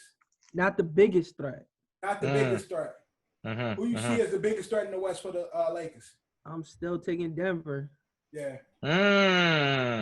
Because like I said earlier, you need a big to match up with AD. And Right. Jokic could be that. Right. Yeah. And Denver got Murray was cooking. They got a lot of young dudes that really play The entire ball. Western Conference now was insane. Yeah. Yeah. If It was wild. I don't know what they need, but they need one more piece. If they get one more piece, Bo gonna come in and cook this season. This upcoming season. Mm-hmm. He gonna be that KD. He gonna be the KD. He'll be the new Mutombo. No. Not maybe today. Porter Jr. actually do something. Porter Jr. is gonna definitely play better this season. I see him ascending because he showed moments where you see the talent that we saw in college. But Imagine he come out and play like Tatum. Right. That Denver would be nasty. Yeah, that'd be crazy. And he bigger, and so he's stronger, and yeah, that should be crazy. But Ed, bag of trash is the Warriors, the Lakers' biggest threat in the West. So, I'm just to compare this to football, everyone knows I'm not that well versed in basketball, but it's like when I watch Eagles games, I still think there's still that Eagles team that won the Super Bowl, but they're clearly not. So, in my head, it's been so long since I've seen the Warriors again be in the finals since KD left, and I get there was the injury to Steph. I know Injury they're not Clay. that. Oh, sorry, and injury to Clay, exactly. I know that they're not that same team. From being at the top, going, winning 3 championships and, losing 1, but winning those 3 championships and then just being the bottom of the barrel, now getting a pretty good draft pick. So in my head, if there's any team that can do it, it's going to be them. Rockets are clearly rebuilding. Lakers still reign king. They're still the Lakers. I know Johnny loves me saying that. But, to Decap's point, let's not sleep on the Nuggets, and honestly, let's not sleep on the Suns. I'm not saying the Suns have a shot, but as far as what the question is being formed, right, surprising. Right. Look, if the Golden State Warriors make it to the Western Conference Finals, to me that won't really be a surprise because I'll be oh, yep, they're just the Golden State Warriors healthy now. But what would surprise me is if the Denver Nuggets are the Western Conference team supporting in the final, or what would surprise me if the Suns eliminate the Denver Nuggets or whatever it might be. So again, that will be more surprising than the Warriors making a comeback. The Warriors can win a fucking NBA final this year and it wouldn't surprise me. Got you. DQ, bag of trash it. I am going to trash it because while the Warriors were resting up and taking their time off and having a losing season, you have literally 4-5 teams are actually building great teams in that while they're absence. So you got Portland, you got Denver, you got Utah, you got the Clippers, you got the Suns also. If the Suns didn't fuck up in the bubble, they probably would have made a nice run, but they're clearly going in the right direction, even with the Chris Paul trade. But all the West Coast teams in the bubble were cooking, and you also got to include New Orleans. Memphis. Yeah, I was about to say, there's a lot of teams. The entire Western Conference is fucking insane right now. The Eastern Conference is clearly JV in their varsity, but the bubble was only good because all the Western Conference teams. That's a fact. That's true. John, bag of the trash. I'm bagging it, yeah.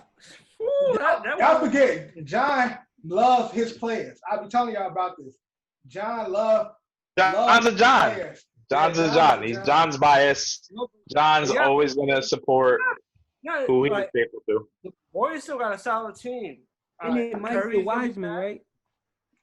Yeah, they could draft Wiseman. That's probably be the pick if they don't get their star player, Wiseman, and they'll have Curry, Clay, Wiggins, Draymond, and Wiseman. That's a solid 5. Don't mention Wiggins like he nice. Now Wiggins, he hasn't lived up to his number overall pick hype, but him playing with Curry and Clay is going to be solid. He can play and slash. He could be Harrison Barnes. Yeah, he could be that. He could be Harrison Barnes. Yeah. Hold on. Warriors John, passed it. John, who got a better career, Rudy Gay or Andrew Wiggins? You said what? Rudy Gay. Oh, okay. Rudy. Okay. I'll just So check. far, yeah. Rudy Gay did more for his team. Like Wiggins, only one time Wiggins played in the playoffs. One time. If Rudy didn't get injured, Rudy would have been like probably the top 5 players in the league still. Like We would have Yo, won. No, We Rudy would have won was- with Mike Conley, No, Zebo, Rudy Gay, Mark. Rudy Gay was really that nigga Tony. though. Like prior We to would've injury won. and shit. Rudy Gay was really good. Rudy Gay was a really good player. Andrew Right. Wiggins was a bomb. Wiggins is in a position to develop in a better way. Not saying he's not completely dirt. He can play. he's He's dirt. kind of He plays. athletic. You think Wiggins Play plays defense? defense. You said what? You think he plays defense?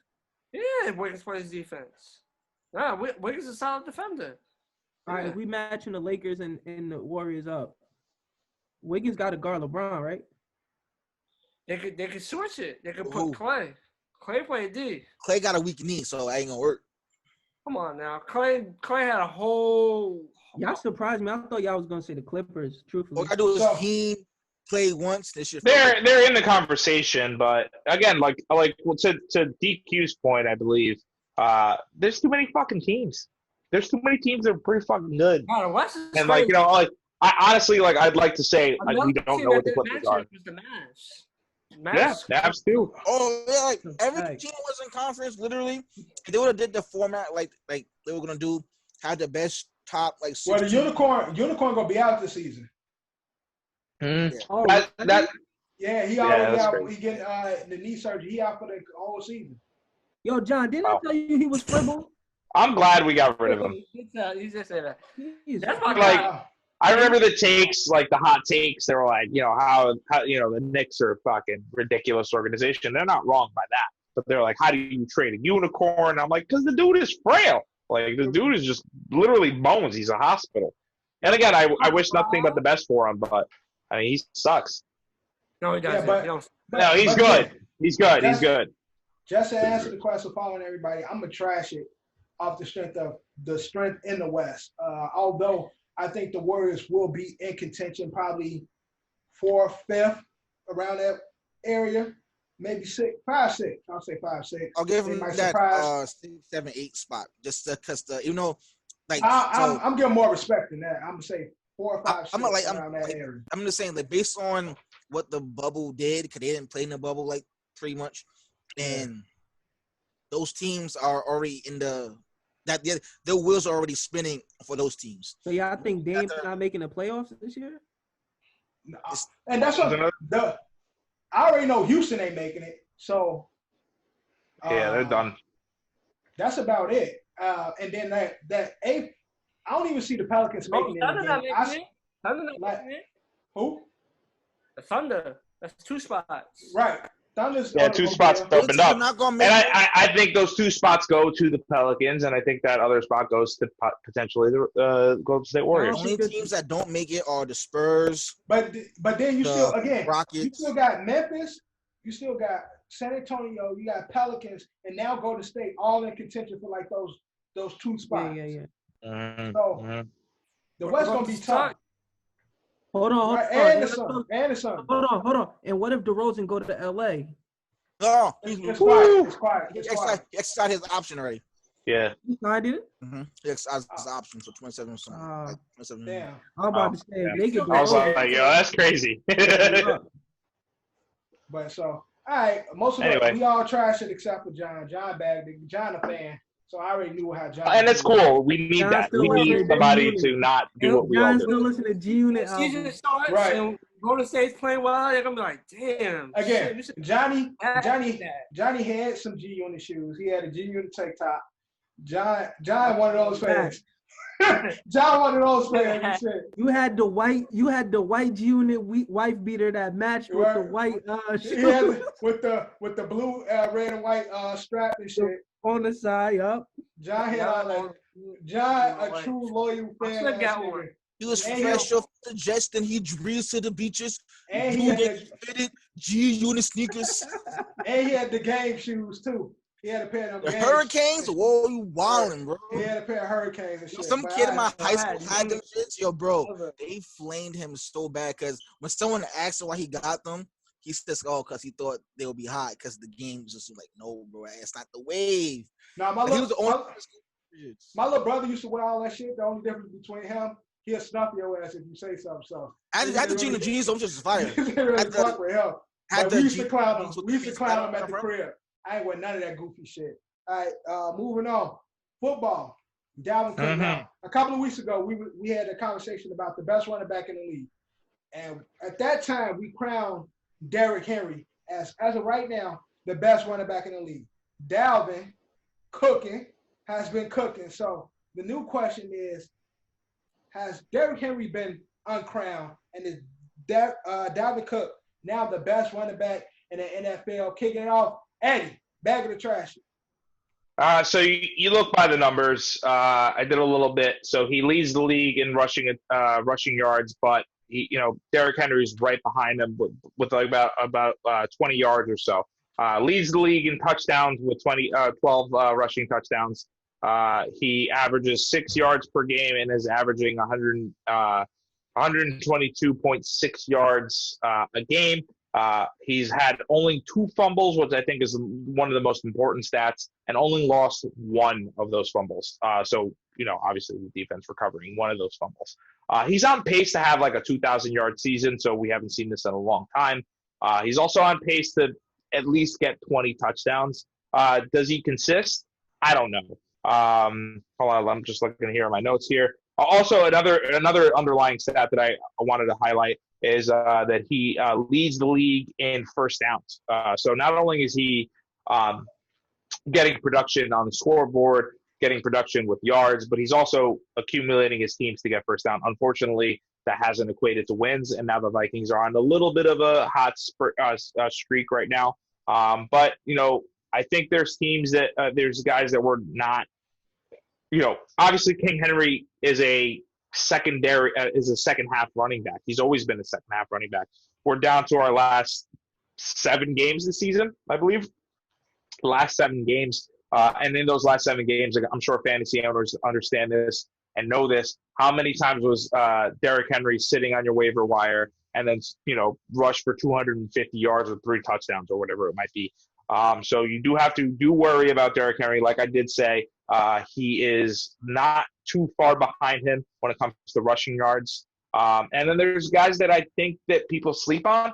Josh Jacobs is a really good running back. He is third in rushing right now. And James Robinson is like 4th in rushing right now. Do I think he's the best running back this season? You ask me right now, week going into week 11, I'll bag it. I'll bag it. You ask me at the end of the season, I'll trash it. Dicap, bag of the trash. Trash it. Who number 1? Derrick Henry. What to your point though, Ed? Mm-hmm. The Titans fed Derrick Henry last year at the end of the year, so I don't really think he's a second half running back. I feel like they really fed him to beat that record because they knew him and Josh Jacobs was like 1 and 2. And I feel like they kept giving the ball to Henry to help him. Henry right now has the most attempts, too, in your defense. So he does have the most attempts. But to me, it's like, would you say AP or Shady? Who's the better running back? Shady was getting 2,000 yards, but he was the all-purpose back. Peterson any day. Right. Yeah, but I'll take AP all day. And I feel like that's what Derrick Henry. Nobody's tackling Derrick Henry 1-on-1. There's not a man in football that can tackle him 1-on-1. Mm-hmm. Josh Norman learned that real quick. Right. and that's it. Dalvin Cook is nice. Yeah, that's my guy. But it's Derrick Henry. DQ. And had a pretty bad game this week. No. Who? Decent game, but not great. Cook. He had 96. He had 96 yards. Solid. Again, for him. Yeah. 96 yards, no touchdown. No touchdowns. And 10 receiving yards, so 106 all-purpose yards. Okay, that's not bad. That's okay. It's not bad, but for what he's been doing. Yeah. DQ, bag of the trash. I am going to bag it, but It's just unfortunate when you like, he's technically carry. Well, he's literally and metaphorically like carrying the team with his plays and stuff, but they're not equating to the wins when they need them. The formula is just not quite there yet. So I'll bag it for that, but they still have things need to work on for him to be more efficient at what he does for his skill set. They need a better quarterback. Johnny, bag of the trash. I think Dalvin Cook's the hottest running back right now, but I'm gonna trash it. I think right now he had that little streak, so he's the hottest. But I'm gonna give the nod to Derrick Henry, so that's why I'm trashing it. Yeah, I'm a trash it. And again, Vikings fan, but ain't nobody fucking with Derrick Henry. I'm Derrick Henry. You know what I'm saying? When I play, like, ain't nobody protecting me. I wasn't afraid to hit you. That is so true. That's how. I was never afraid to hit you. That's how I see it when I look at the two. Dalvin is more of like P Flow was Derrick Henry. Don't disrespect. P Flow was Dalvin. I'm Derrick. Where P Flow was nasty. But P Flow little and all that goofy shit. I'm just running through. So and you know what I'm saying? So off the strength of that, I'm a trash it. King Henry is. Y'all all got my stiff arm before. I ain't never got stiff arm. Oh yeah, I got my stiff arm before. No, I must have wasn't playing. You thought that was P Flow. See, you thought that was. Yeah. They always say we looked alike. So you was playing against P Flow. Thought it was me. I understand. We all make mistakes and shit. I get it. All right, next up, bag of the trash. Now, OG gunslinger Brett Favre was on TV talking and shit. On PCP? On PCP, doing what he do. And he was discussing that one of the biggest mistakes the Eagles made was getting rid of Nick Foles. Allegedly. Whereas they should. It was not on PCP. Oh. That Wentz is the guy. Wentz is not the guy. Foles is the guy. So bag of the trash. Do we agree with Brett? Eagles should have never got rid of Foles. Cap, going to you first. Bag of the trash. Trash it. They didn't have their weapons. Yeah. You don't got your best wide receiver. You don't got your best running back. And Wentz is really nice. Like, I talk a lot of shit about the quarterbacks in the division, but we got some good ass quarterbacks in our division not on my team. Right. Dak is nice, Wentz is nice, and Daniel Jones, besides tripping on his own feet, that boy can play. Some days. Yeah. Justin Fields, maybe Justin Fields. He'll be a trouble for the league. Who? Aaron Jones. He makes a lot. When he stopped being a James. Yeah, when he's not throwing the ball to the other team or dropping the ball. No, sure, yeah, he's great. One of the leading rushers on your team. He's a play where he can just throw it completely away to nobody, and instead of throwing it away. Did he have a turnover this week, John? That's that ACC bullshit though, where he thinks that like. This is Daniel Jones' first week without a turnover, correct? In his career. 2 weeks in a row. 2 weeks. 2 weeks in a row. Wow. Let's see if you can continue that. All right, John, bag of the trash. Oh, I'm definitely trashing it. Wentz is better than Foles. All right, Foles, but he doesn't compare to Wentz. No. Yeah. All right, DQ, bag of the trash. I am. So I'm not trying to be confused, but like, okay, I know that Carson Wentz and Nick Foles were both on the Eagles at the same time, right? Which one got injured first? Wentz. Okay. Wentz got hurt and Foles took him to a championship. Well, it depends on how far back you want to go, but I don't want to get into that. Okay, so in that case, I'm going to trash it because simply Carson Wentz pretty much did all the fucking work. He just got injured at the wrong fucking time. So him leaving isn't really that significant for their successes now. Right. But he only replaced for but was it 4 or 3 games, something like that? Well, you could argue that talent-wise, Wentz is a top 10 quarterback, where you cannot argue that Nick Foles is a top 10 quarterback at all. Yeah, right.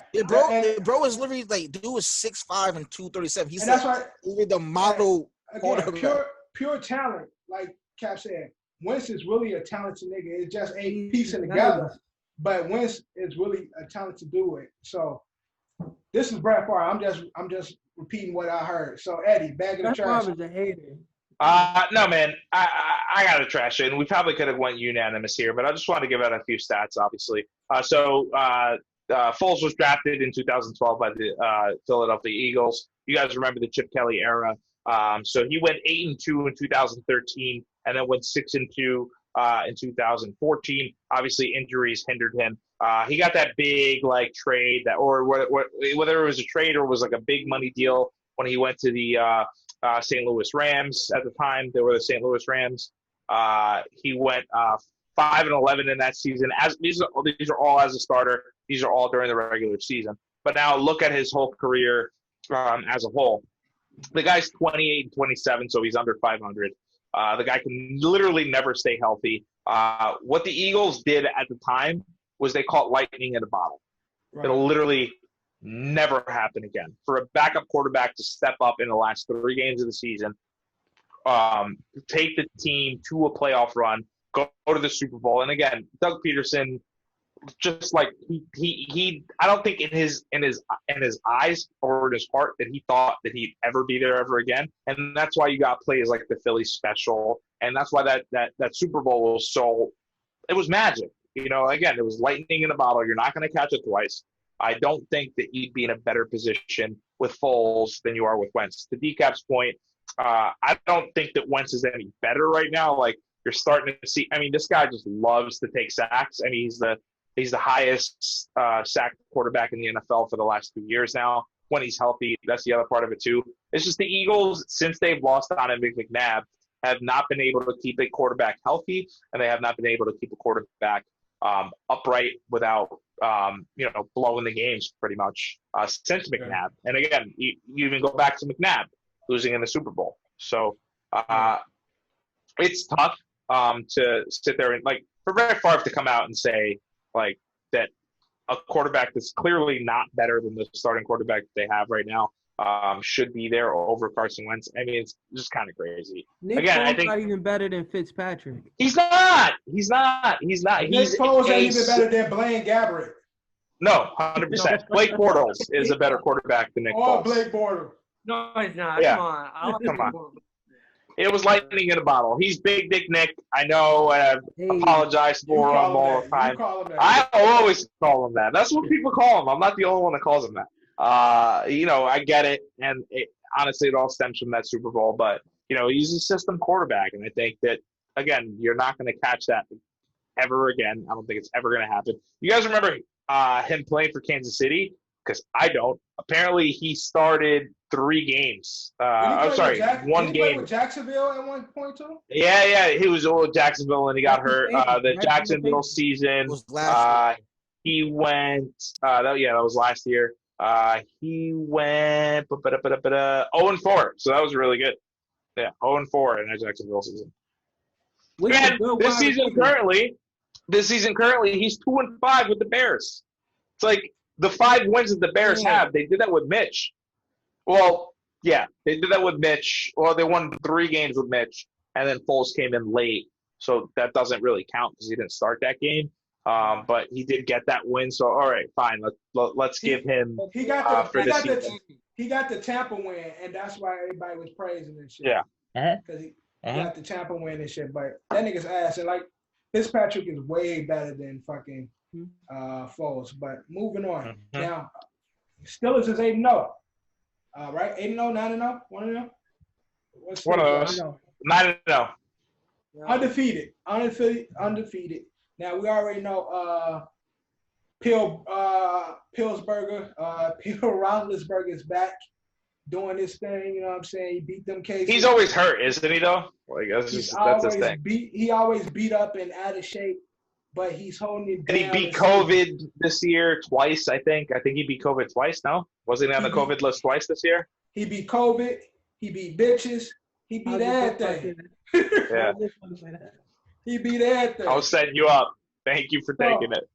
I caught the oop. So, bag of the trash is Big Ben, comeback player of the year. Cap, kick us off. Bag of the trash. Big Ben comeback player of the year. I don't like giving Ben no praise at all. Truthfully, I could pick a different player if I think harder about it. Plus, they need to whoever scout wide receivers for them. Yeah. They need to give them a bag. I said that a couple weeks ago where they just recruit wide receivers, man. That's just what they do. They got rid of the GOAT and then brought in 3 young dudes that Word. Now, whoever that coach is, that nigga need a head. He need a offensive coordinator job or a fucking.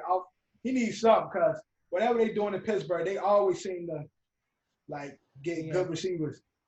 I'm a trash it though. I don't know who I'm giving it to comeback player of the year yet, but I'm trashing it. Fuck Ben. I got you. Don't worry. I know exactly who to give it to. All right, since you know who exactly to give it to, Eddie, bag of the trash is Big Ben comeback player of the year. Yeah. So obviously, he was out last year, and I on record on this podcast saying, Big Ben after that 4 interception game against the Jaguars, I've said it like 100 times, and he was just like, I don't think I have it anymore. And if it wasn't for Ben going down, we wouldn't have gotten the Miles Jack destroying Mason Rudolph's head game. That was cool. Ben didn't play the whole. Alex Smith broke his fucking leg on the same day that fucking Joe Theismann broke his fucking leg. Alex Smith almost died, and he's playing in an NFL game, in multiple NFL games, and almost brought his team to win a game against, again, granted, the Detroit Lions, who suck, or who knows what they are, because, are they a good team? Are they a bad team? But look, I think ultimately, I'm gonna bag it because I think ultimately he's going to win it. This is a team that is 9-0. This is a team that has playoff hopes. He went the whole season without a Ben Roethlisberger, but it should go to a guy like Alex Smith, who literally almost died on the field in front of us, who is playing games. And again, it sucks that the Washington football team isn't going to win that many games. Washington football team isn't going to make the playoffs, unfortunately. But Alex Smith is going to be a back burner to a Ben Roethlisberger, who could have an undefeated season. I got my comeback player of the year. Who's that? Robbie Anderson. Was he hurt last year, though? That's when it really comes. Not hurt, but Robbie Anderson went from bottom receiver to top 5 receiver. Yeah. No, that's cool, but the award is given to guys that are hurt and come back. Shout out Chad Pennington, 2005. It don't matter about it, just a bad season. No, that's what it comes. That's what the comeback player of the year is. It's the guy that got hurt. Yeah. All right. Yeah. It sucks. Based on the Steelers' records, I'm going to have to bag it. I really don't want to because I'm not a big fan of him as a person, but if your team is winning. Rape-lessburger. Rape. Peel Rape-lessburger. Rape-lessburger. Yeah. Even though he's pretty much a possible. Rapist? Allegedly. A horrible human being, his team's success is technically due to him, so I have to bag it. All right, John, bag of the trashy. I'm gonna stick to the football. I'm gonna stick to the outside antics, but his team is 9-0. Team, the Steelers didn't go to the playoffs last year, right? The Steelers? Yeah, Steelers didn't go to the playoffs last year. No, they had Mason Rudolph and Joshua Dobbins. Joshua Dobbs.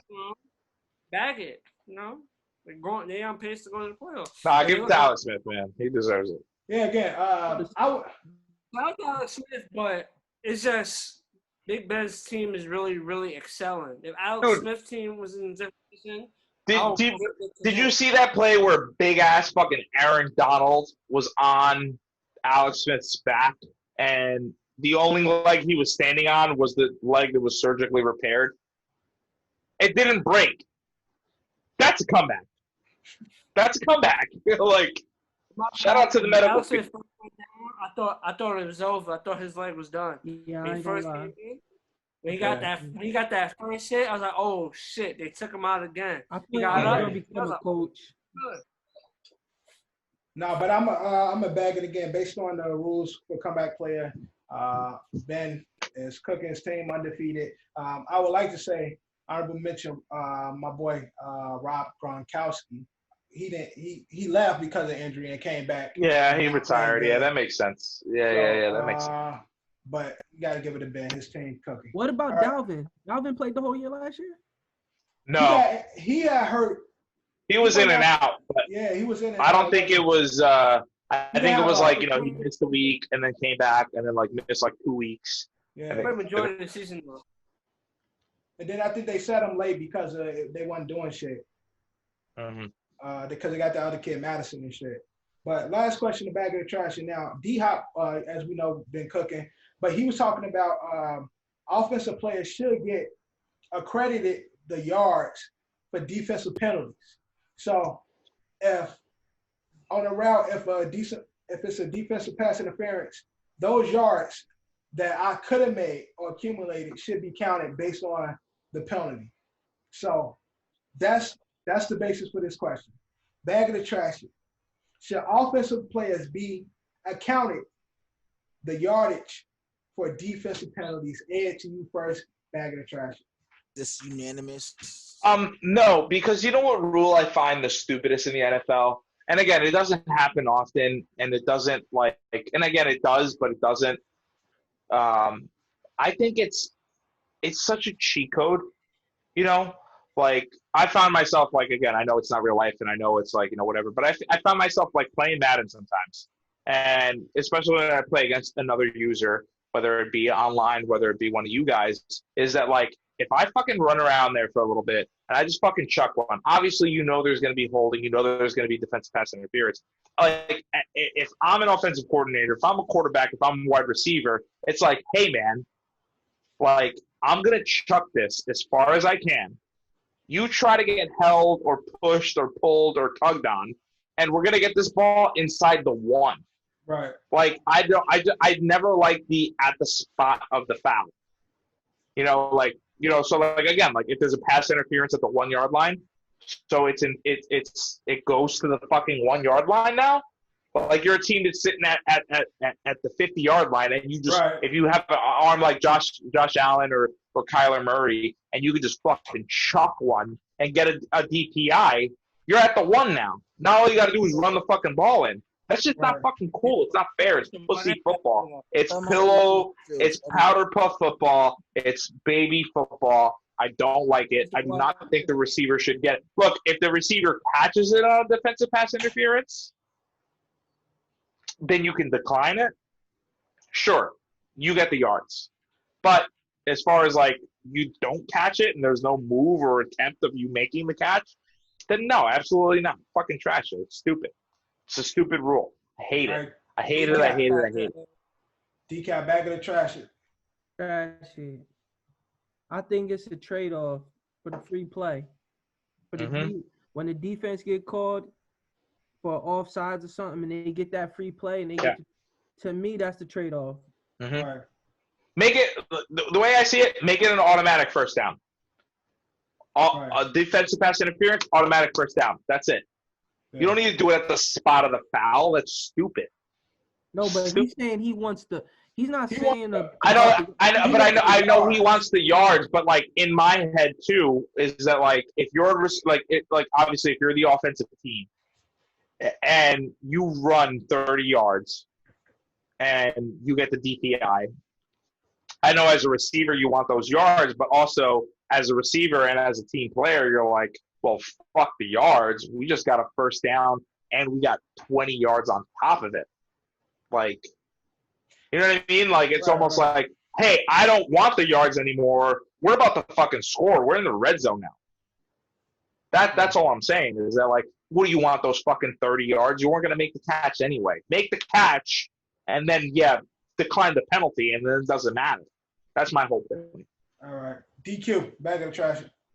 I'm trashing it, but if they were to able to get two hands on it and it's a pass interference, I can see where he's coming from, but it's no fucking way that he should get the yards accounted if it's a pass interference or something he might have been fucking touched in the first place. Yeah. If he touches it, catches it in his hand, but he's hit before it, then maybe he can get his credit. But still, if you're if the nigga throws the ball over your head, but it's still a pass interference, no, those yards should not be accredited. He's bugging. Niggas just want to put up stats that they know they're not going to ever get. All right, John, back in the trash. I'm definitely trashing it, but it to like how Ed was saying, it's all the what if factor. Obviously, pass interference is called because it disrupts the wide receiver, but how you gonna accumulate yards? And chances are he probably wasn't even gonna catch it. He's just getting the penalty because even with the penalty, he probably still won't have caught it. So that's why That sounds like some cheating shit John used to do in Madden too. Like if that was a rule, Johnny would have used that when we used to play. Right, John. I remember when I was young, this dude would play on easy. Like he said, "Oh, I'm not playing mad if I can't play on easy play." Like nigga, step your game up. Like he was really like betting niggas money, but not telling them to play on easy play and like running picks back all the time. You could tell. Exactly. It's literally my favorite thing to do when I'm online. There's a few plays. I won't tell you guys exactly which plays will allow it, but there's a few plays where you can literally get a DPI all day in Madden. You can literally get a DPI all day. And that's how I get down the field when I'm losing. And guess what? You know what I end up doing? I score. And it's not fair. It's a bullshit rule. It's stupid. It's a cheat code. I don't like it. But I was going to respond to you. It's the what if factor because then also with that, they put at the spot of the foul because what if he would have caught it? There's a chance that he could have caught it. No, I get that, but there's a lot of these balls that are overthrown, they're uncatchable, and these referees just do not want it, and they just say, "Hey, that's a defensive pass interference." Was not a pass interference.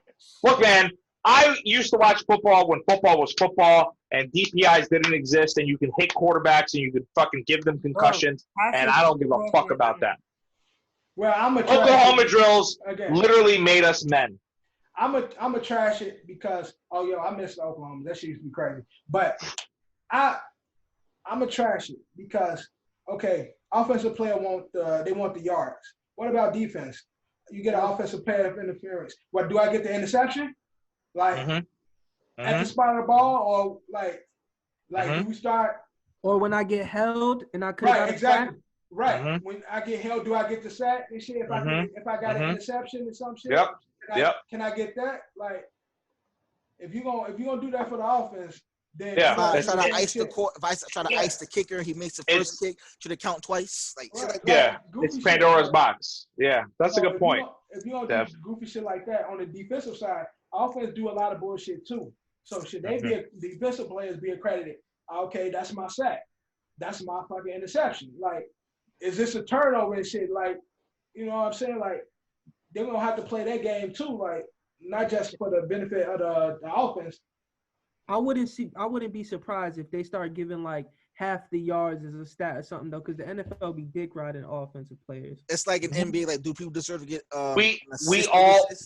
We already do enough for the offense. You can't hit the quarterback. You can't hit the kicker. You can't like push the wide receiver. Like, what else do you fucking want, guys? It's an offensive league. It's a pass league now. What else do you want, man? And that's why they everything. And that's why they do some goofy shit like that because again, they want the scores to be high. They want it to be entertaining games. Defense ain't entertaining to them, so it's like we gonna do this goofy shit. You know, chicks dig the long ball, chicks dig scars, and chicks dig touchdowns. Like you just can't. They should do if a defensive player got more than 2 pass interferences, the next one they get the yards. Right. Like if Marcus that makes sense.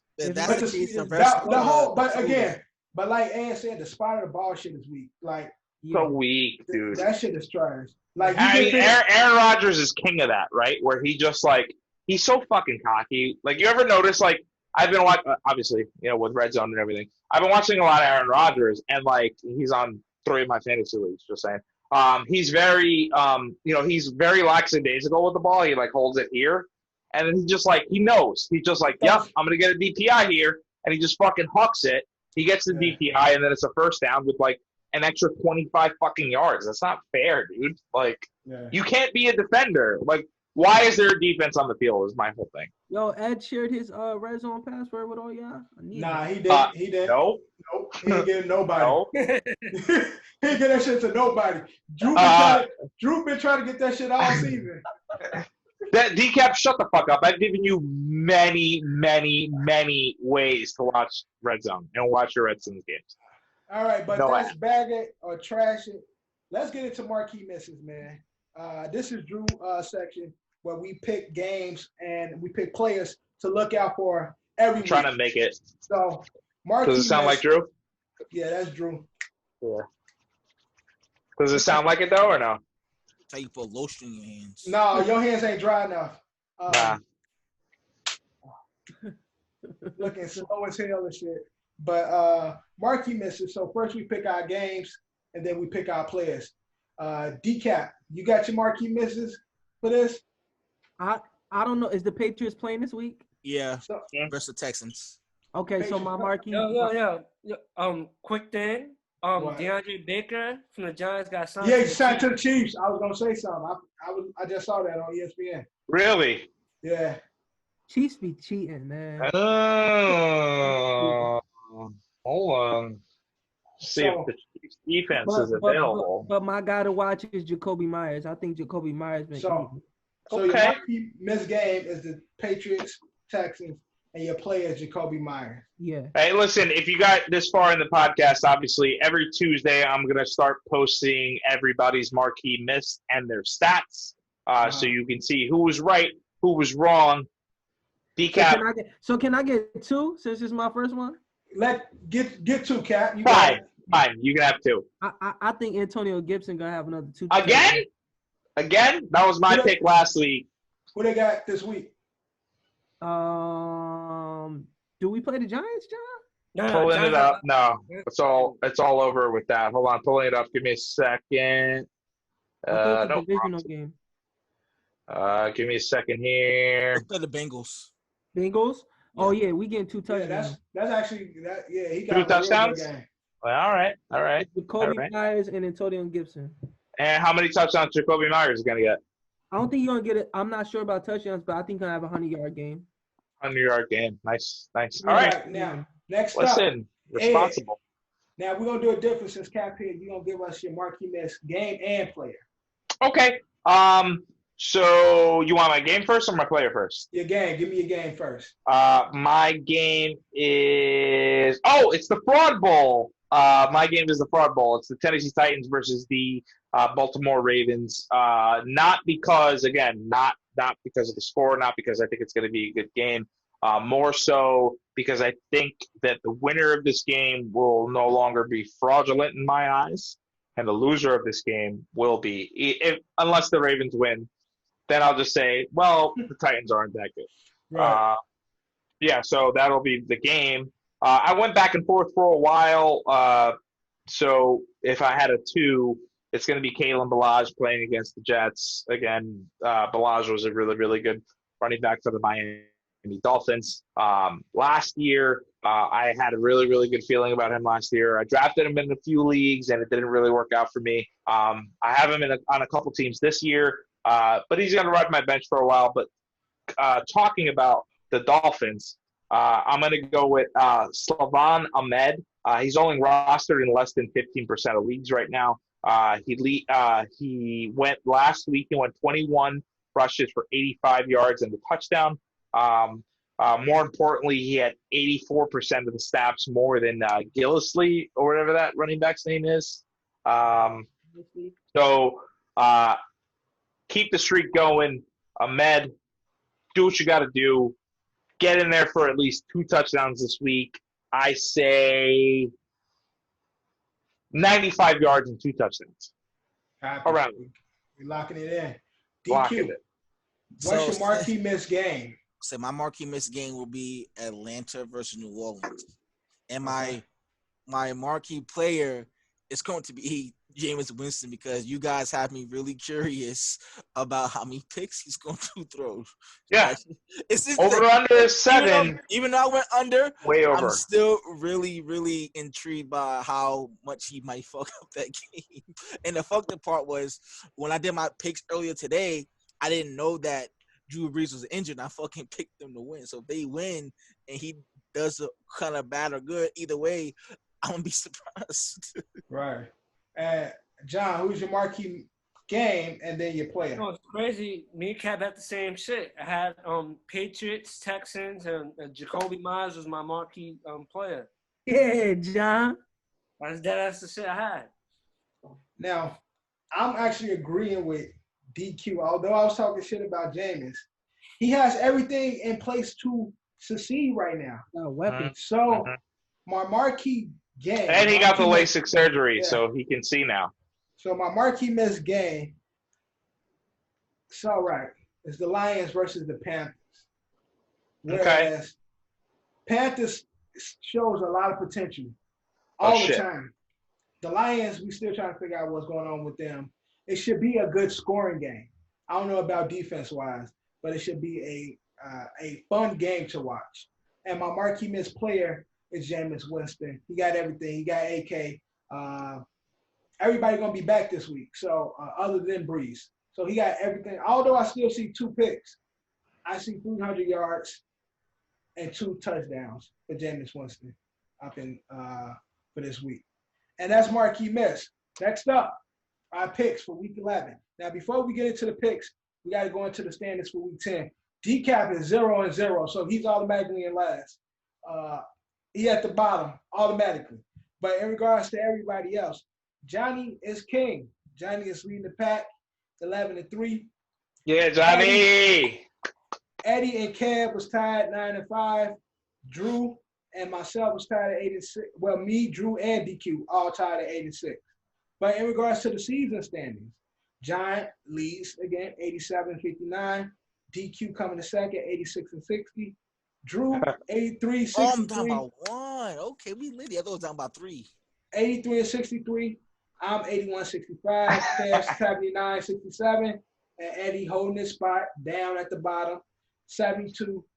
So, I gotta stop lying. I've been getting better at lying. So we gonna get into the picks going from game to game. First up, we got Thursday night. Well, I'm sorry. Yeah, Thursday night we got the Cardinals versus the Tonight. Seahawks. Tonight. It's tonight? It's tonight because everybody's listening right now. Well, right. When you listen to this, it'll be the day of. So this is our picks. Cardinals, Seahawks, Dicap, who you got? Seahawks. Fuck Kyler.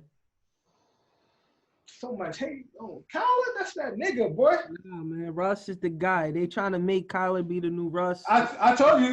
That's what I call him. I call him Baby Russ. He's still Russ's shit. Russ gonna prove it. All right, Eddie, who you got?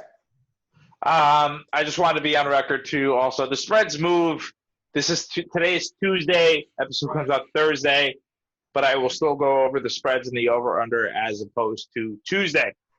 So Seahawks are 3.5 3-point favorites. Over/under is 58.5 points. Whoo! Over. Cardinals cover, but the Seahawks win. Give me the Seahawks. DQ. I have Seattle. John. Go with the Seahawks. I'm going to stick with my nigga Baby Russ and them Cardinals. Up next, we got the Jameis Winston-led Saints versus the Falcons. Dicap, who you got? I'm betting on black. I'm picking the Saints. Ed, who you got? I don't have the over/under here. It's not in just yet. But the Saints are -7.5. Give me the Saints to cover. No, you know what? Saints are going to win. Let's say the over/under is going to be 45. Give me the over and give me the Falcons. DQ. I have New Orleans. Johnny. Give me the Falcons. I'm going with that boy Jameis, man. Give me the Saints. Give me the Falcons. Next up, we got Cap's team. Washington football team. And the Bengals. Cap, who you got? You know who I'm picking. Eddie, who you got? It's crazy. The Washington football team is actually favored in this game, -1.5 points. I think the Bengals will cover. Over/under is 46.5 points. Decap, I love you, and I picked the fucking Washington football team outside. Like, I don't know if you've listened to this podcast outside. I picked them a lot, but I love my boy Joe Burrow, so I'm gonna have to go with the Bengals. Jonathan Allen gonna have 3 sacks on Joe Burrows too, by the way. I believe it. I believe You it. got DQ. I pick Cincinnati. It's a lot of hate in here. John, who you got? I am going with the Washington football team. Yeah, it's only because Decap's here. I'm gonna pick them. I like that matchup for the football team. They're the number 1 pass defense. You do know that, right? Yeah. Yeah. No, yeah. Yeah, but Joe Burrow don't give a fuck, and that boy slings. He's in the what Dev says, the school of Favre. That kid just fucking throws. He don't care. He's like, T. Higgins, are you there? Tyler Boyd, are you there? If you're not, oh well. Like, another stat for Cap's team is the whole defensive line of the Washington football team is all first-round picks. Yeah. Uh-huh. They some nasty niggas. I love me some Burrow. He always disappoint me. Pick Washington a few times. They've been disappointing me. But one person I love is Alex Smith. Everybody know I love me some Alex. So I'm going to go with Washington. Yeah, let's get it. All right, next up, we got the Lions versus the Panthers. Cap, who you got? Is McCaffrey playing? I'm not sure if he's healthy completely. Give me a second. I'll fact check it. Let me look. I'm going with the Lions. He's questionable. I'm going with the Lions. Eddie, who you got? Sorry, I was stat checking or fact checking Christian McCaffrey. Okay, over under is 40.5 points. Detroit Lions are the underdogs, actually, believe it or not, +3. That means the Panthers are getting 3 points here. I don't know if McCaffrey's back. The Lions are a weird team. For Justin, give me the Lions. They ass. DQ. I'm going with Detroit, even though they both pussy. I see what you did there. Nope, changing my mind. I'm going with the Panthers. I'm sorry. Christian McCaffrey is probably going to play. Probably going to play, though. Yeah. All right, John, who you got? Give me the Detroit Lions. Didn't Teddy Bridgewater get fucked up last game, too? Yeah, he's hurt. But he might play. Yeah, he had a MCL injury, but he's probable right now. It's not looking good for them. Yeah, if Teddy was good, I would have picked them. Lions is really bad, but because Teddy is like he had the MCL, that's a bad injury. I'm gonna go with the Lions. All right, next we got Pats versus Texans. Can we go around? Is this do anybody got Texans? Like, is this? Not this I'll- one. I know this. we know where you going. So I'm going with Superman. 1, 2, 3. Patriots. Patriots. Yeah. So, real quick, it's What's the spread? Patriots at -2.5, so they're 2-point favorites. And the over-under is 48.5. This nigga. What's up, guys? Hey, look who got power. Just in time for the pick. This nigga, man. My man Cal was getting booty in the dark. Nigga, That's why the power come. So, Cam go to the bench. Cam, no, I put him on the bench with some fuck shit because that nigga could have been back already. But I'll bring him back. Yeah, right of course. So, Of course. But yeah, Anyway, you probably the can't over-under count the over-under is 48 points.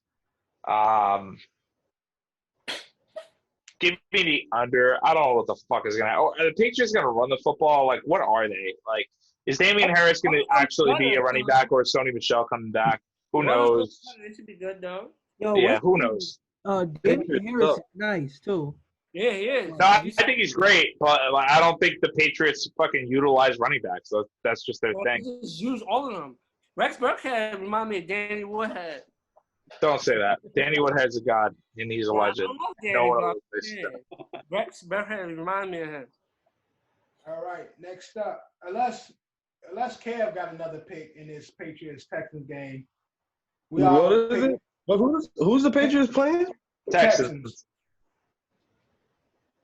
The Texans is gonna win that game. They're not supposed to, See? but See? they're gonna win that game. So boom, there we go. There go the eyeball. So they're 1 point underdogs, Kev. So you still taking them? Yeah, they're not supposed to win that game technically because Bill Belichick's supposed to like re-steer the ship. Your division is supposed to be open, but yeah. All Okay. right, next up, we got the Eagles versus the Browns. Cap, who you got? Carson Wentz gonna cook this week. They gonna kill the Browns. All right, Kev, who you got? They not winning this week. Who they playing? The Browns, you said? Yeah, the Mhm. Browns. Yeah, the Browns is gonna win for sure. They're gonna start clicking again. Both of these teams suck. One of them got to start clicking, and it's not about to be Philly. They devastated after last week, bro. Wentz better than Baker Mayfield. He is. He is. He ain't been playing. Well, they both ain't been playing like shit. All right, Ed. Well, this is a pretty crazy spread. Browns are 2 point favorites. Over under is 47.5 points. Browns played a shitty game against the Texans. I get the weather was a factor. I don't know. It might be Dicap being in here that's affecting me right now. Alshon Jeffrey is going to come back. Sanders is looking like he's doing all right. And this kid, Boston Scott, looks pretty good as well. I'm going to go with my guy, Barrett's team. Fly, Eagles, fly. They cover. They win. Under. All right.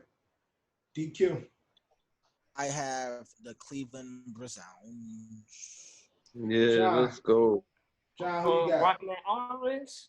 Give me the Browns.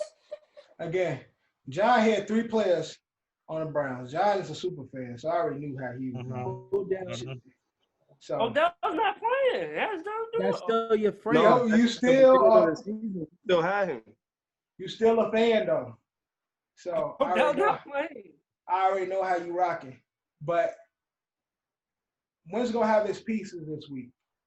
Baker is a bum, so I'm gonna go with the Eagles. Browns defense has been solid all year. They have. But Miles he got Garrett that- probably gonna get John, who's the Browns starting safety, John? Hell no. I don't know. I don't know. But defense is playing well, so. All right, next up we got. I know. Sendejo, right? Sendejo? Something Sendejo? I don't know. So, Next it we was got the dude that plays for the Vikings. You know who he is. Sendejo. I know you're talking about. Yeah. I know you're talking about. Yeah. He was on the light skin next to Harrison Smith. He's white. Yeah. Sendejo is a Spanish name. He's a light skin. He's a light skin. All right, next up we got the Steelers. He's and like the me. Jets. Is he He's like Blandino. a Sammy Sosa? Yeah. Blandino's bland. Again, my family called Blandino Casper.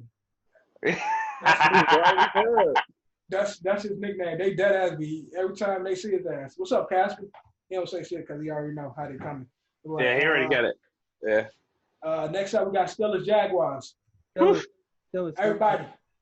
1, 2, 3. The bird. Steelers. Just so you guys know, again, today on Tuesday, even though you're listening on Thursday, currently the Jesus Christ, they're hanging 10 points. The Steelers are minus 10 points. Or sorry, Jags are plus 10, which means obviously they need to cover a 10-point spread. Don't sleep on the Jaguars. They score a lot of points even with this like random quarterback towing. Over under is 75.5 points. So I think the Jaguars will cover. I think you will get the over, but I think ultimately the Steelers win. Chase Claypool is a god. Got Is it. a what? God. I got it. I am God. All right, DQ. Oh, for Tennessee, Baltimore, I got the ball. No, I'm tripping. Tennessee. I'm sorry. I'm getting tired. I'm getting tired. So Yeah. my bad. Next Tennessee game. Ravens. Right, Tennessee Ravens. Next up, Cap. Who you got?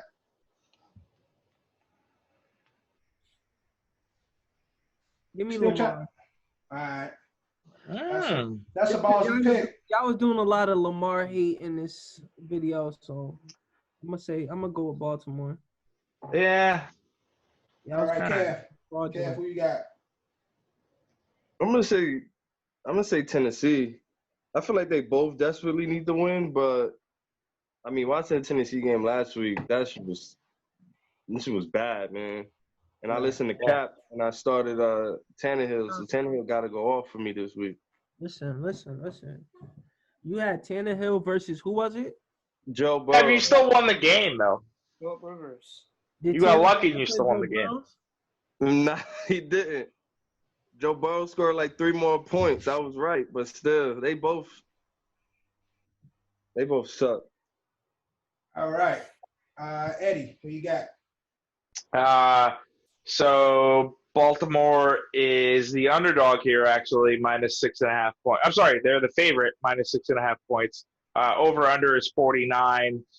Give me the under. I don't think Baltimore's going to score a lot of points. Like I said, this is my marquee miss. This is the fraud bowl, where I think you'll find out exactly who these teams are. I think Ken Henry reigns supreme.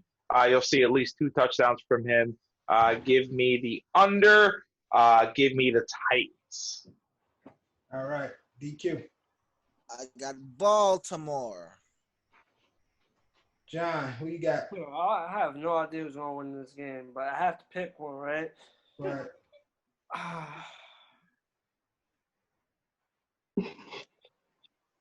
Yo, I don't know who's going to win, but give me Baltimore. No. They say Tennessee gonna win. Give me the Ravens. Oh man. Yeah, it's one of the teams. I mean, one of those games with these two teams. We don't know where they're going, up or down. Eddie's seeming to be falling asleep over there. Let me get the Titans for this one. Next up, we got Dolphins, Broncos. Cat, who you got? Dolphins. Kev. Well, you know Kev. Kev on the two.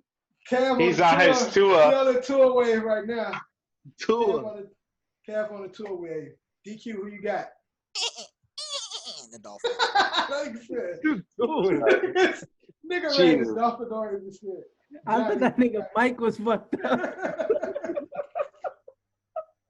Johnny, who you got? Dolphins. Yeah, I got the Dolphins too. I've been going with Broncos too much. And they Melvin Gordon has been disappointing the fuck out of me. So, yeah, I'm going with the Dolphins as well. All right, we got the Jets, Chargers, all around. Am I not going to pick that game? All around. Am I not going to pick the Miami-Denver game? Oh, you ain't pick? No. Oh, who you got? Unfortunately, I have the Dolphins. Just so we all know, Denver is the underdog, 3 point, up by 3 points. Over/under is 45.5. Give me the under. Drew Lock is hurt. His ribs are broken. Was pretty good. Fuck Miami. I can't believe I'm saying it, but yeah, I'll take the Dolphins. I got sure. the Jets over the Chargers. Nah, Miami dead got the worst defense I've ever seen, bro. The best. Miami, they literally have been winning games via the special teams. I mean, how many blocks for touchdowns are they going to fucking get this season? I mean, it's fucking ridiculous. I just can't. I can't. All right, next up, Jets, Chargers. Cap, you got who? I got the Jets. Wow. Kev, who you got? Kev, who you got? Jets, Chargers. The Chargers, bro. Jets not going out. Yo, who's even a quarterback out there? Do we know? Joe Flacco. Joe Flacco will be our quarterback today. I'm joking. And he's not going to outthrow this boy Wonder. So Justin. All right, Ed, who you got? Chargers. Yeah, I want to go 0-16. So I have the Chargers. And then just so we have it, Chargers are minus 8 point favorites. So I think the Jets will cover, actually. Over-under is 47.5 points. We've been doing pretty good as far as covering. Like, we did give the Patriots a run for their money. I was scared that we were actually going to win a game that week. Obviously, thank God for the bye week. We can't lose in the bye week, but we will lose. Give me the over, because it'll be a shootout with fucking Flacco. No, it won't. John, pick the Jets, John. Pick the Jets, John. I'm not gonna lie. I don't want to, but I have a feeling they're gonna beat them. Picking the Not gonna- Chargers. I got the Chargers too. Jets ain't winning shit. Uh-huh. I want Eddie's wish to come through. I didn't make my pick. I said I have a feeling they're gonna beat them. So who your pick, John? My pick is another shitty ass game. Cap's not corrupting me to make this fucking pick. Give me the Chargers. Give me the Chargers. All right. Next Well, we got I have a weird feeling about this game. I'm letting y'all know right now. I have a weird feeling about this game. It's going to be a bad game. 100% bad game. I'm yawning. 100% All right. bad. Next we got Cowboys Vikings. Cap Vikings. Easy and way. Kev. Viking. Oh, shit. I didn't realize we were doing that game. Give me a second. After- I have the Minnesota Vikings, who are 8-point favorites, 49.5 points. Who's the quarterback for the Cowboys at this point? It's not Nucci Ganucci or Gucci. Ray Rocky gonna be back. Oh, is he? Yeah. Dalton? Okay, give me the under. The Cowboys will not cover. They're not going to score any points. Barely any points. I feel like this is going to be very similar to the Houston-Cleveland game, where it's just going to be super boring. Cowboys won't cover. Vikings will win. All right, DQ. Go with Minnesota, because fuck Jerry Jones. All right, John. Give me the Vikings. All right, I got Vikes as well. Next, we got should be a fairly good game. Packers versus the Colts. Cap, who you got? Colts. That defense is killing. Kev, who you got? Colts D. That's my starting D in both leagues. Eddie. Got it. Okay, cool. I'm going to go with the Green Bay Packers. Alan Lazard is back. Clearly, Aaron Rodgers just wants to throw the ball to whoever is open. Marquez Valdez-Scantling had a great game. Lazard will be back. So now they got their full receivers, and Devontae Adams is still going to fucking catch whatever the fuck he can catch. And also, I think this is going to be a big Aaron Jones game. Over-under is 51 points. 51 points. Give me the over. I feel like the Colts defense will probably score at least one touchdown. And the Colts are actually favored in this game, 2.5 points. Obviously, Packers will cover if they're going to win that game. It's going to be like 21 or 24-14. All right, DQ. Who you got? Got discount double check on for the cheese heads, bro. All right, Johnny. I'm not gonna lie. I'm going with the bad man. That game is going super under. That shit is not going over 51 points. I'm going with the bad man. Yeah. That's a good money line. Packers, bad man. Packers had a bad game against the Jaguars last week. They one of those teams that play down to the team that they playing against. But I don't think they're gonna do that this week with the Colts. Colts is them niggas. I really fuck with the Colts defense. Just don't really fuck with Phillip like that. So I'm gonna go with the Packers. Next up, we got another good game. Potentially good game. Chiefs, Raiders. Cap, who you got? Chiefs. Matter of fact, no. I'm going. Nah, don't do that. Yeah, I'm gonna go with the Raiders. Raiders put up a donut, bro. Kev. And Chiefs, definitely. Eddie. Only loss on the season for the Kansas City Chiefs is Raiders.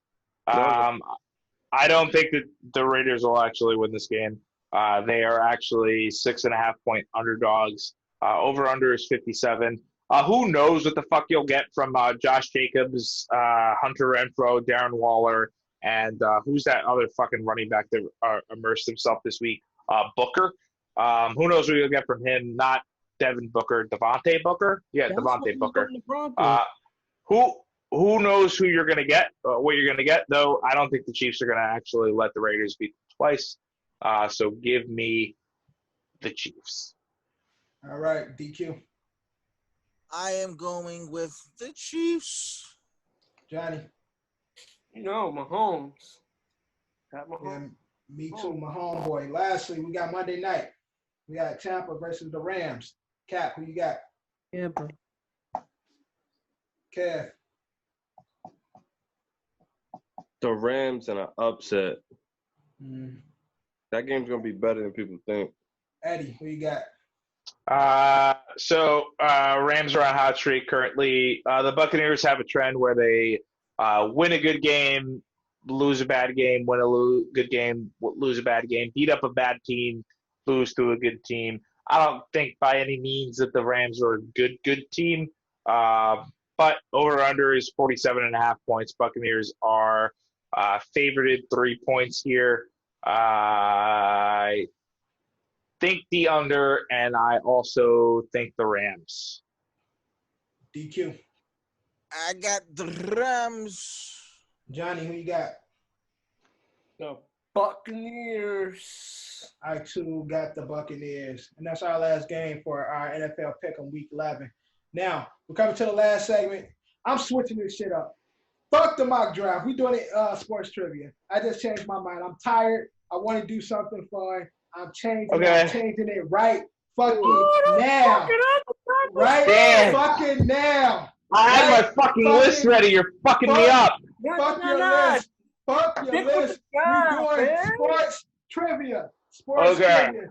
Okay. Switch it up. Fuck the draft. I'm tired. I don't want to do this. It's boring. I need to wake up. We are switching 5-5 mock draft. We're doing sports trivia. Now, Hands up when you answer the question. Hands up. Here is how it's going to happen. We're doing 3 strikes you out. I'm going to pick at random. I'm going to give you a sports question. You get it wrong, you get a strike. 3 strikes, I'm putting you the fuck out of the zone. Straight like that. So no draft.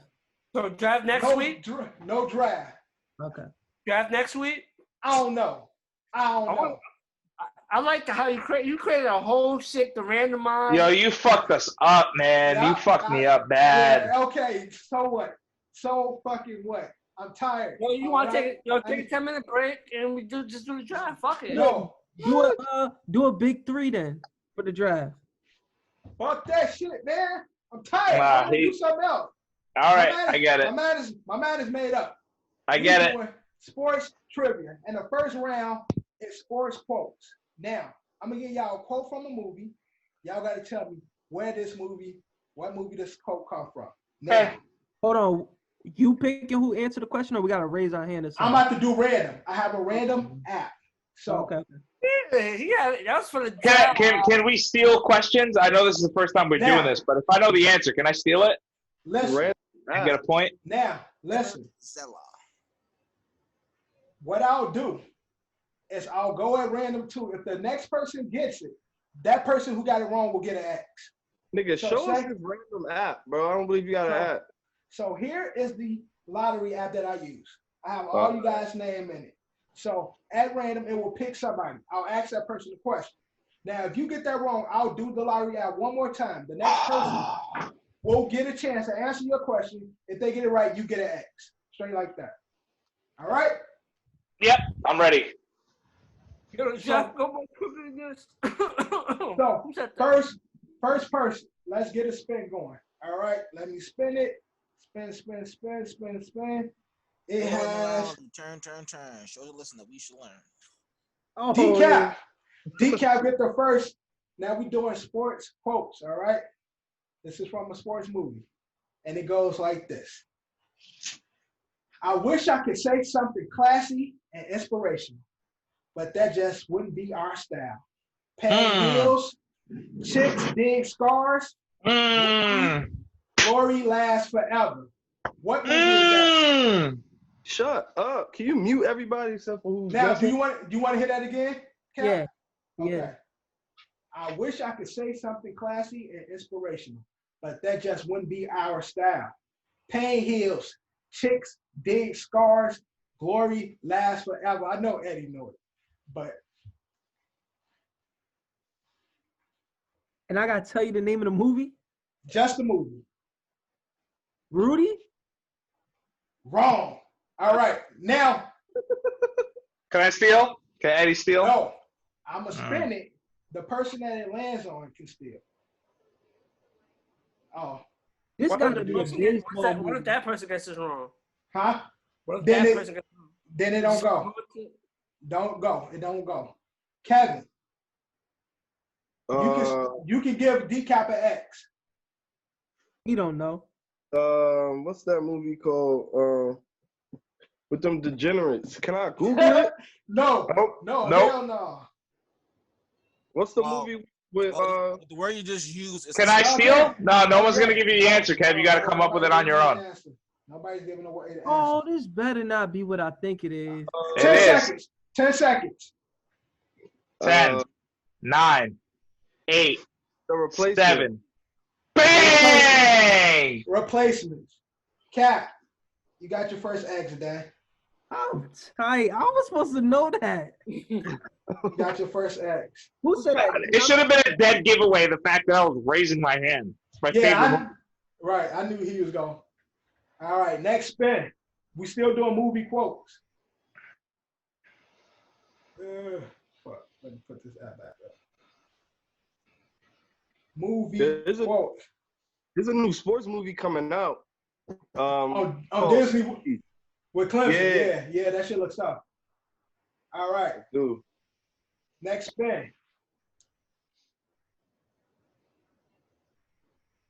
Oh, he got it wrong. DQ. Bro, he got it wrong. DQ. Question goes to you, bro. All right.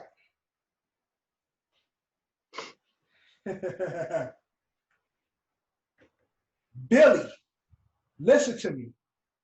White man can't jump. White man can't jump. Boo. Bad question. Boo.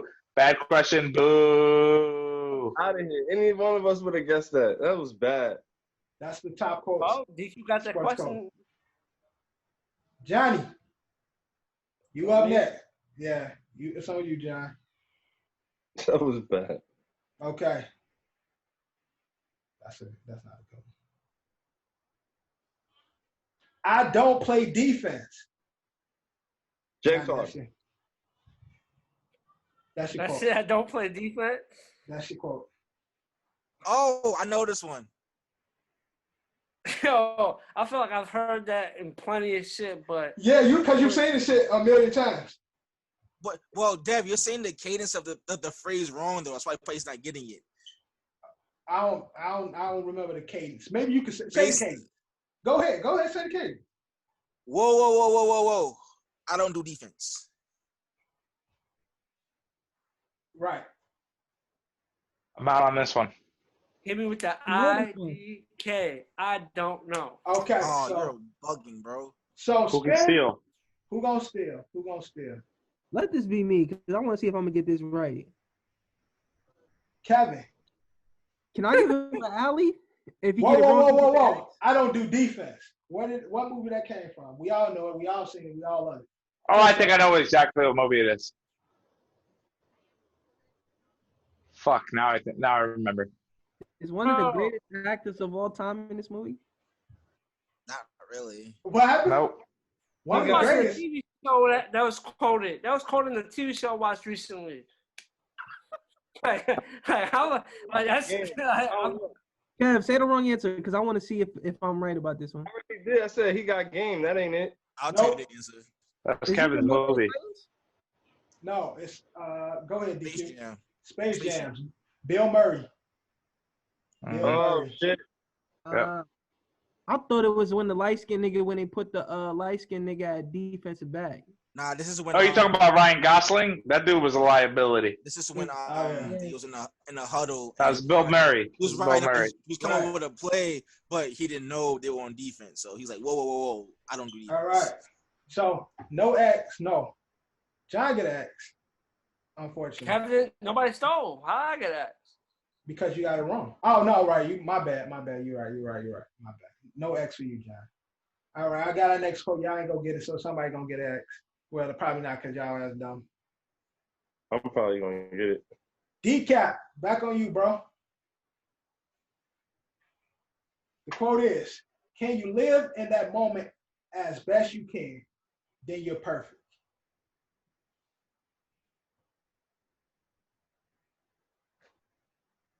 Can you tell What's me that? what sport this movie was?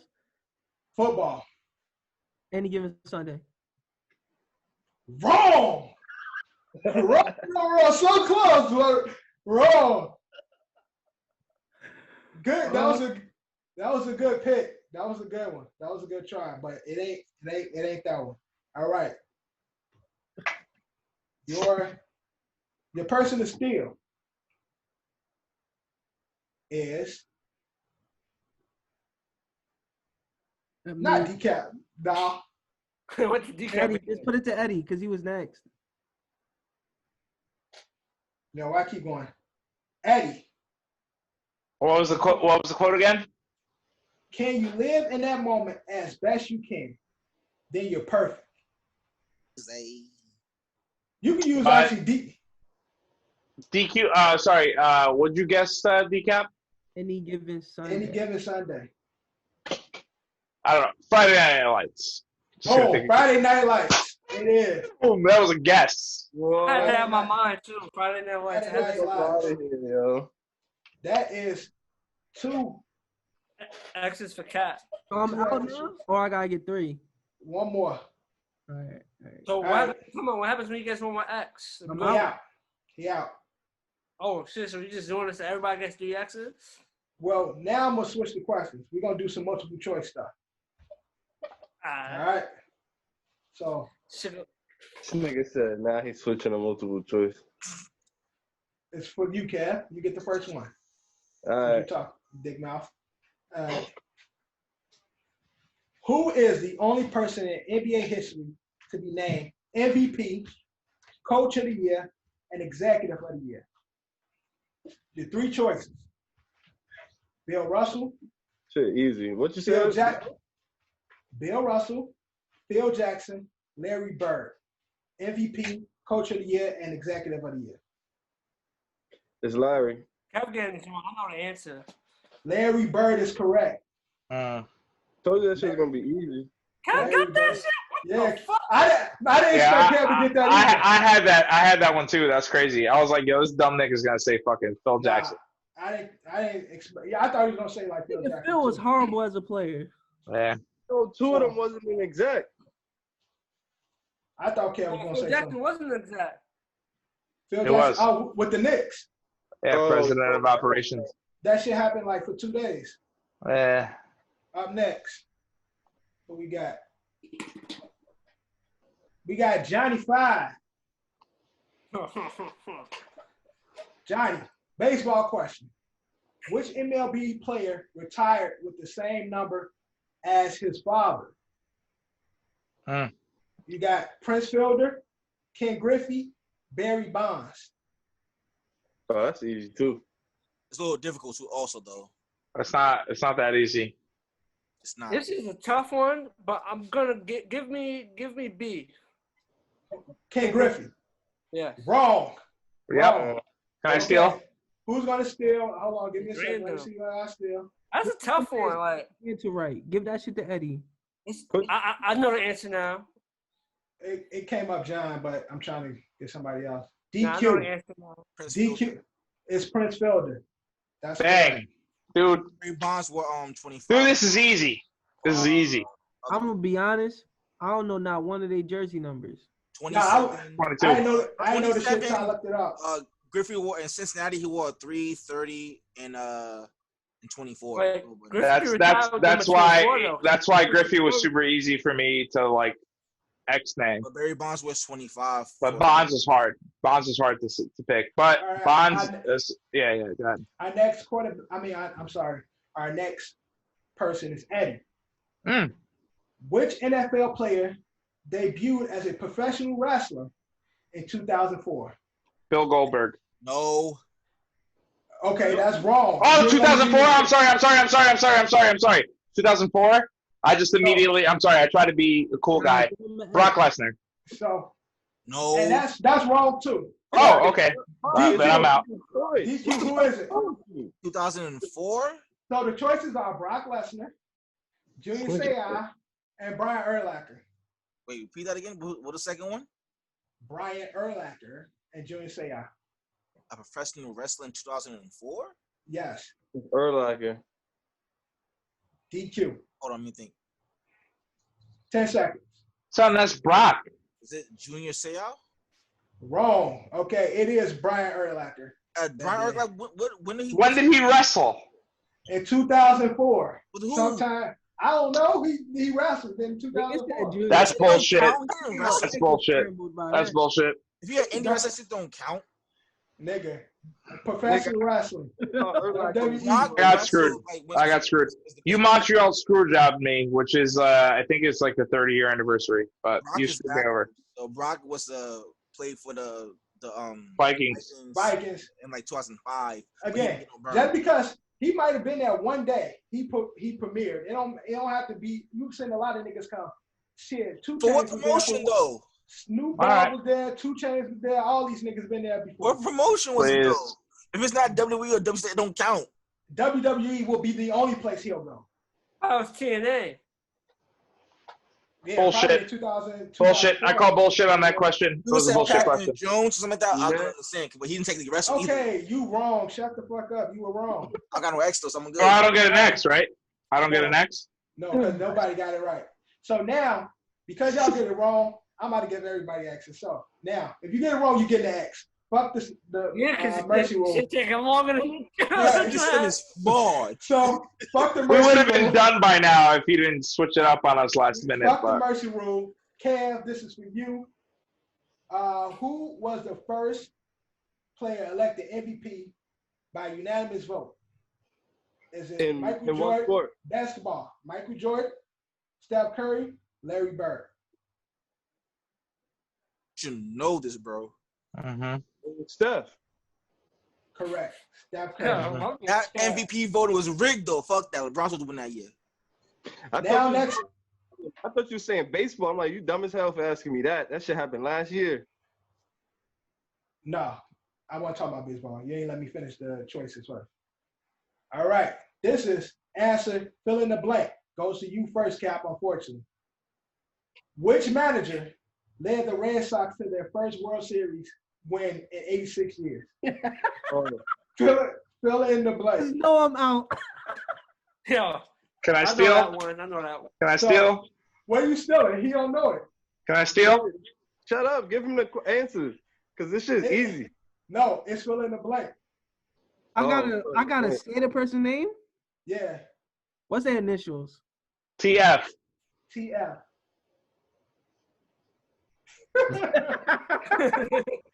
Tom Ford. Tom Ford, this nigga said. Terry Francona, man. X. There's no way I would have knew that. Love you, Don. How many X's is that for Cap? That's 3. Cap out. Now keep him here though, because he'll leave. I'll put him in the weight room. He leave on his own. Next up, Kev, it's to you. What NBA coach was fired the same year he was named Coach of the Year? Who's filling the blank? Yep, fill in the blank. Oh, you can give me an X. I'm good off that. All right. Eddie, same question to you. Well, what was the question again? Which NBA coach was fired the same year he was named Coach of the Year? Ty Lue. X for you. Fuck. DQ. I know that it's the Jazz's coach. He just died recently. Fuck's his name? Oh my God. Johnny, get off your phone. Jerry Sloan. And that's an X for you. Johnny. It's the black guy who went to coach the Pistons. I just don't remember his name. What's his name? It's the black guy. It's a lot of black guys in the league. What the fuck is his name? What the fuck is his name? Johnny cheated already. He know the answer. Nah, I really don't know. I don't remember his name. I just know he left the Raptors. He coached the Pistons. He's not coaching the Pistons no more. I just don't remember his name. I know who he is. What's his name? I'm just gonna text Cap. I'm not cheating. I don't remember his name. That's an X. It's Dwayne Casey. Dwayne Casey. Fucking Dwayne Casey. Oh my God. X. Everyone got an X. Johnny got 2 X's. Next question. Dwayne Casey. Oh my Lord. Johnny, going to you first. Woo. Which player holds the record for most hits in a season? MLB. Most hits ever baseball? In the season. Yep. Pete Rose, right? Pete Rose. Sorry, John, you out. It's not Pete Rose. DQ. Cal Ripken. DQ, that's 2 strikes for you. Fuck. Kevin. In a season. Yep. He said all time or a season. In a season. Oh damn. Oh, I thought you said all time. It's a Yankee. I feel like it's Babe Ruth. Wrong. That's 2 strikes for you. He was a Yankee, my friend. I'm assuming you're close to me. He was a Yankee at one point, but he finished his career with he created his career with the Seattle Mariners. Ichiro! Yep. So, Johnny's out. Kev and DQ both have 2 X's. Eddie only has 1. All right. Next up. Which NBA player was named after a rifle? DQ. That was easy, but now why don't you bring Cap back? Maravich. Wrong. You out. Well, who the fuck is it then? Kev. That was an easy one. I knew that. A rifle. Yep. Oh, the Kev? Yeah, Kev. Kev gets it wrong. Eddie wins by default. A rifle. Rifles. Do I know him? I don't know. Oh, no. Chat. That's easy. It says easy? For you, Yeah, John. yeah, this one's easy. Yo, the other one's easy. I read the last question that got me out. I fucked up. I read the question wrong. 10 seconds, Kev. 10, 9, 8, 7. Shotgun. No, he's the Who you babyface assassin. He says Steph. That's the babyface assassin. You out. Johnny, what's the answer? And Huh? Who you say? you want me to answer the question? Ed won, but I won. It's over. Ed is I won, but John answered the question. Isaiah Thomas. Who? Who you say? Isaiah Thomas. Thomas. Why you say Isaiah Thomas? Because he got named after his pops lost the bet in the finals, and that wasn't a question, John. No, I said who. What NBA player nickname is after a rifle? Like a gun. I thought you didn't say nickname. You said name. They clearly understand what I was saying. I understood the question. A rifle, a gun. AK-47. Oh, that's shit. AK-47 Karolinko. That's Karolinko. Yes, that's the answer. I don't answer either way. If I hear the question correctly, I'm going to know the answer. Eddie's our winner. That's the episode. Episode 31. Cap still here. Thank you for joining us. Make sure you like, comment, subscribe to the pod. I am fucking done. Good night. We got wait. I didn't. Wait. I'm sorry. Who won? We out. Eddie won. Eddie.